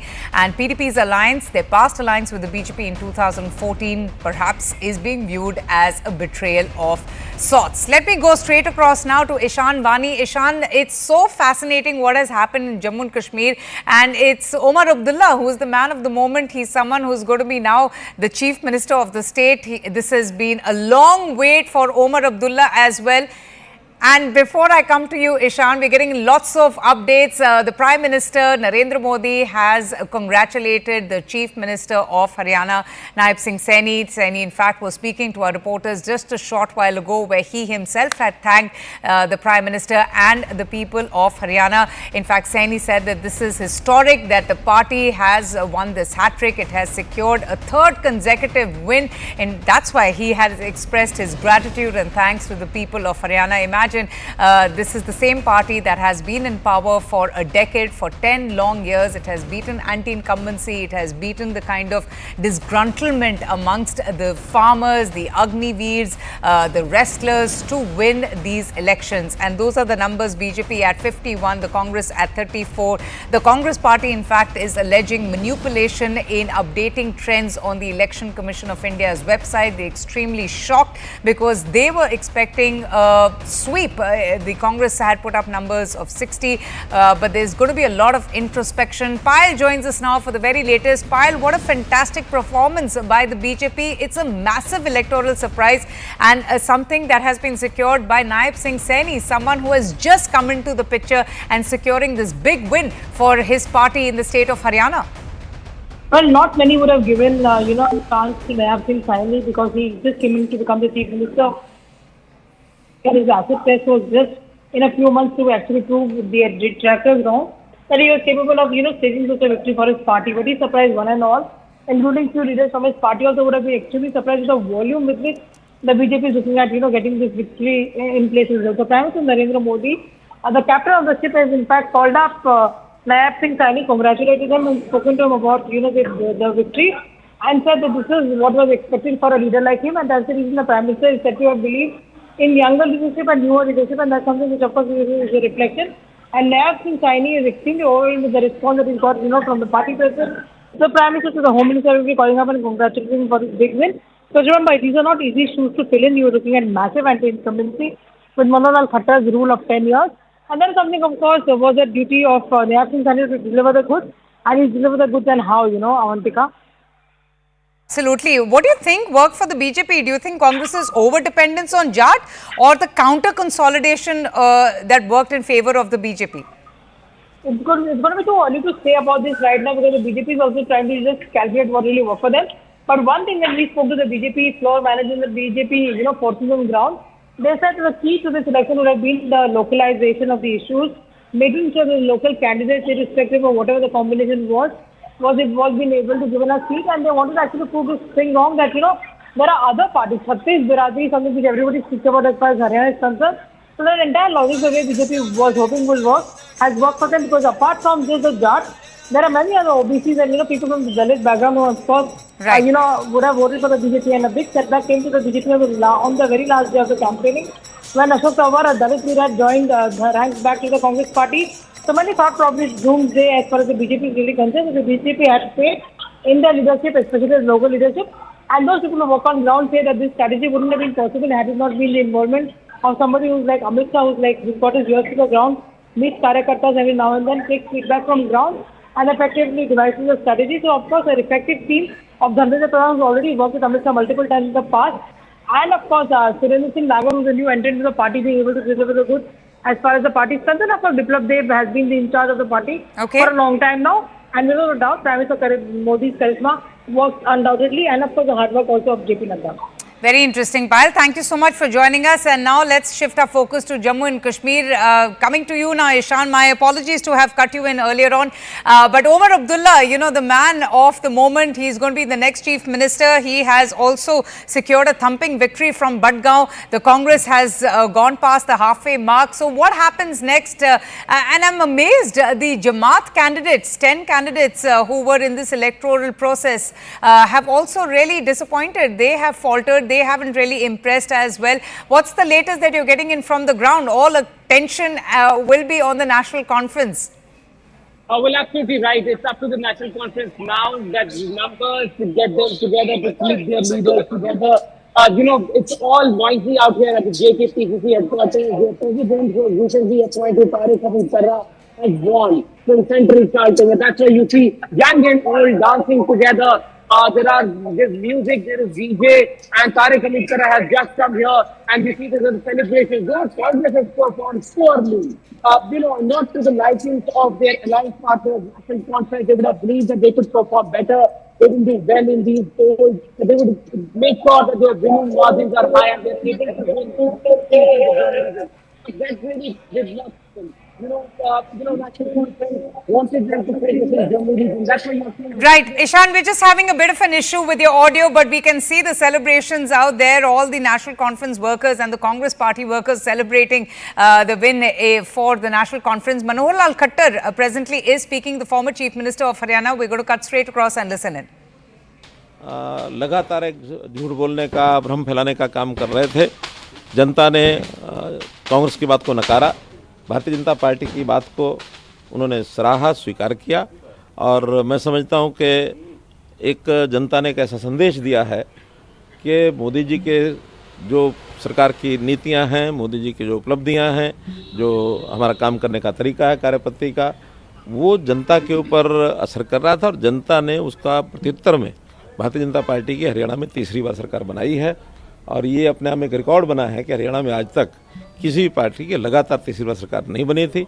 पहली बार भारतीय जनता पार्टी ने हरियाणा में लगातार तीसरी बार सरकार बनाई।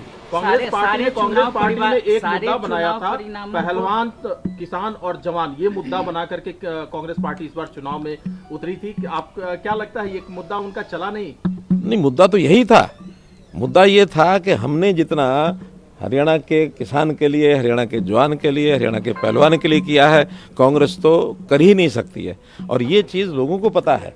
वो लोग किसी भी प्रकार की कोई बात करेंगे, वो जनता को जो सही बात है वही पसंद आएगी, जो गलत बात वो पसंद नहीं आएगी। हमने किसानों के लिए भरपूर किया, बहुत काम किया है। इसलिए मैं तो आज इस समय इतना ही संक्षेप में कहना चाहूँगा कि जो चीज़ जनता ने महसूस की, कांग्रेस के भ्रम में नहीं आई है। यहाँ का लोकतंत्र, हरियाणा का लोकतंत्र बहुत ही परिपक्व है।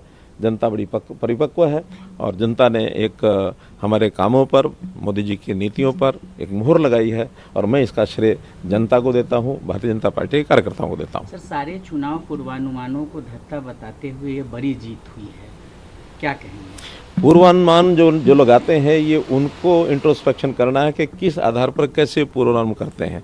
पूर्व अनुमान जो हैं वो जनता अपने मन की बात सबको बताती भी नहीं है और जिस प्रकार के पूर्व अनुमान हैं बहुत बार पहले भी फेल हुए हैं, इस बार भी फेल हुए हैं और थोड़ा सा गहराई में आप लोगों को जो भी करते हैं पूर्व अनुमान उनको करना चाहिए। क्या लगता है कांग्रेस कहाँ फेल हो गई?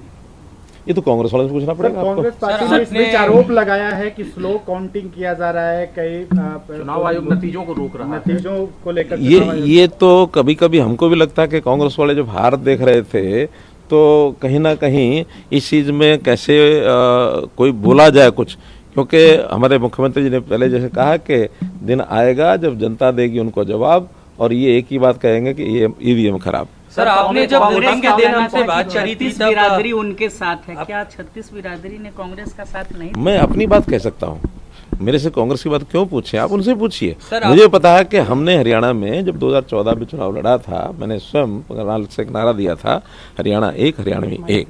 तो इसलिए हरियाणा के सब लोगों को मैं अपना परिवार मान करके चलता रहा हूँ। आज भी हमारे मुख्यमंत्री जो हैं वो उसी प्रकार से और हरियाणा की जनता के साथ एक तालमेल बैठा करके एक बड़े विनम्रता के भाव से जनता के काम हमेशा करते रहे। सर, करनाल में जब वोटिंग के दिन आपने बात करी थी तो आपने दो बातें कही थी। एक तो पूर्वानुमान आपने भी लगाया था कि 45 से ज्यादा सीटें भारतीय जनता पार्टी जीत रही, अपने दम पर सरकार बना रही कहा था। और दूसरी बात आपने कही थी नायब सैनी ही हमारे मुख्यमंत्री रहेंगे।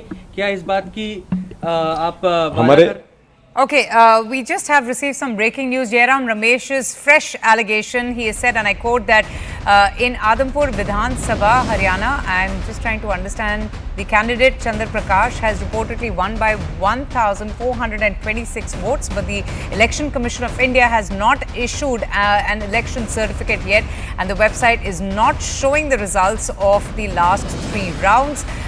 What explains this delay? This is what Jairam Ramesh has said. So basically, what the Congress is alleging manipulation in updating the ECI website. In fact, it's not just Congress's Jairam Ramesh, even Pawan Kheda has questioned this lag, the delay in updating the ECI website. In fresh trends on the website, they have decided to lodge a complaint as well. Pallavi is joining us now for the latest. Pallavi, over to you. Are they planning to lodge a complaint? They're putting out these tweets again and again. They're alleging all sorts of manipulation and a deliberate attempt of delaying to update the ECI website. Have we got a reaction from the Election Commission of India on these allegations?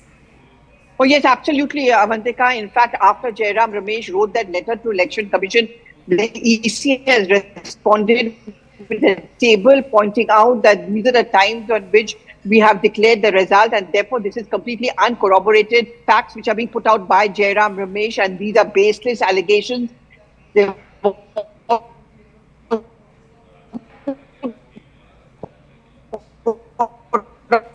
All right, Pallavi, we're having an issue with their audio. So the Congress claiming discrepancies in the Election Commission's reporting of the counted rounds. That's what they're alleging, that there seems to be some discrepancies. In fact, another Congress leader has alleged manipulation in updating the ECI website. The ECI has come back very strongly. They have said that there is no truth in all of these claims, but the Congress party is saying that there is an attempt and there is a lag in updating the Election Commission of India updates. So that's the latest coming in. But I'm just also going to get an executive editor of CNN News 18, Aman, on the remarks and statement being made by the erstwhile Chief Minister, Manohar Lal Khattar.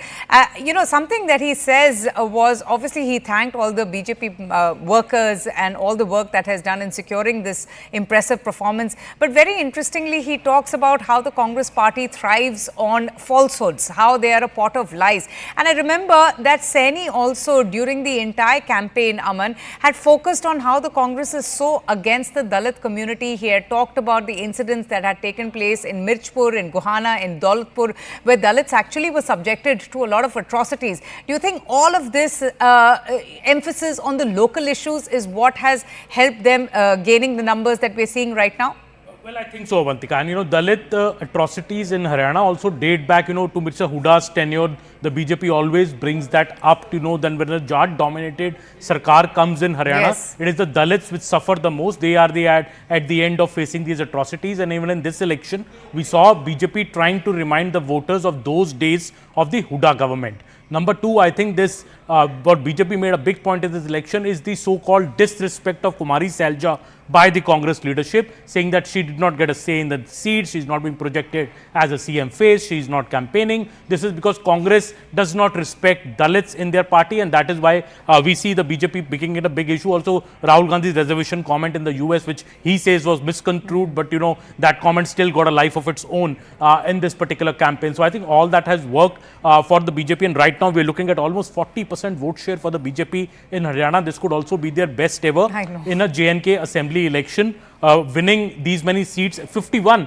right now. This is phenomenal. Last time they won 47 in 2014 when Manohar Lal Khattar first became the chief minister. So Nayab Singh Saini effectively is also beating Manohar Lal Khattar's record of 47 to win 51 seats this time in an election where nobody was giving BJP a chance, saying everything is stacked up against them. I think a phenomenal victory by Nayab Singh Saini's leadership, and of course the Prime Minister Narendra Modi's leadership and his continuing admiration amongst the people of Haryana on various issues. And as we were earlier discussing, Modi always begins this campaign in a Lok Sabha election from Haryana. He has an old connection with Haryana. He's worked as a Karyakarta on the ground here, and that is why I think the BJP's deep investment in Haryana, also backed by this time, I think, by the RSS carters on the ground. Absolutely. No, I would say this is unprecedented, and no one saw it coming with the kind of anti-incumbency that had set in, and all the other issues, whether it was the farmers' unrest, whether it was the grievances of the wrestlers, governance bottlenecks, and there was also the issue of drug addiction, and there was just so much corruption also, at least allegations of corruption, and they have beaten all of that to come to power. For them to secure this hat trick is historic. Aman, you have been talking about the RSS factor, and I really want you to kind of give us more information on that, and tell us how important has their work, their contribution been for the performance of the BJP in the state of Haryana, and is this going to follow in the by-polls in Uttar Pradesh assembly elections as well? Well, I think so, because I think the BJP RSS Samanvaya Baithak, which happened in Palakkad, Kerala last month, I think led to ironing out of many issues. There have obviously been, after the Lok Sabha results came, there was this talk inside the BJP that was the RSS fully involved in the campaign. The statement of Mr. JP Nadda, the BJP president, saying that BJP can do well without the RSS as well. It's abhi khud se saksham hai. That was also seen in the political circle, and maybe RSS has taken a bit of a backseat. But I think after that Samanvaya Baithak had happened in Kerala, we saw the RSS being on the same page. Ram Madhav was in fact made in charge of J&K again after that as well. So I think RSS was very much, the machinery was very much out in Haryana, boots on the ground, going to voters, reaching out to them, telling them the good works of the BJP government in the state, telling them the good work, the leadership of Narendra Modi, why it is important for the people of Haryana to vote in his favor. I think all of those factors have had an impact, and though the RSS and the BJP will never say that officially, but I think the inputs from the ground suggest that the RSS was firmly backing the BJP in this election, and that seems to have contributed, the bit is had, to seeing this record verdict. And 51 seats for the BJP in Haryana, I don't think anybody ever gave them such a chance here, and this is a phenomenal victory. Oh, indeed. And speaking of Uttar Pradesh by-polls, as I was just mentioning, Aman, Yogi Adityanath has put out his tweet. He's also congratulated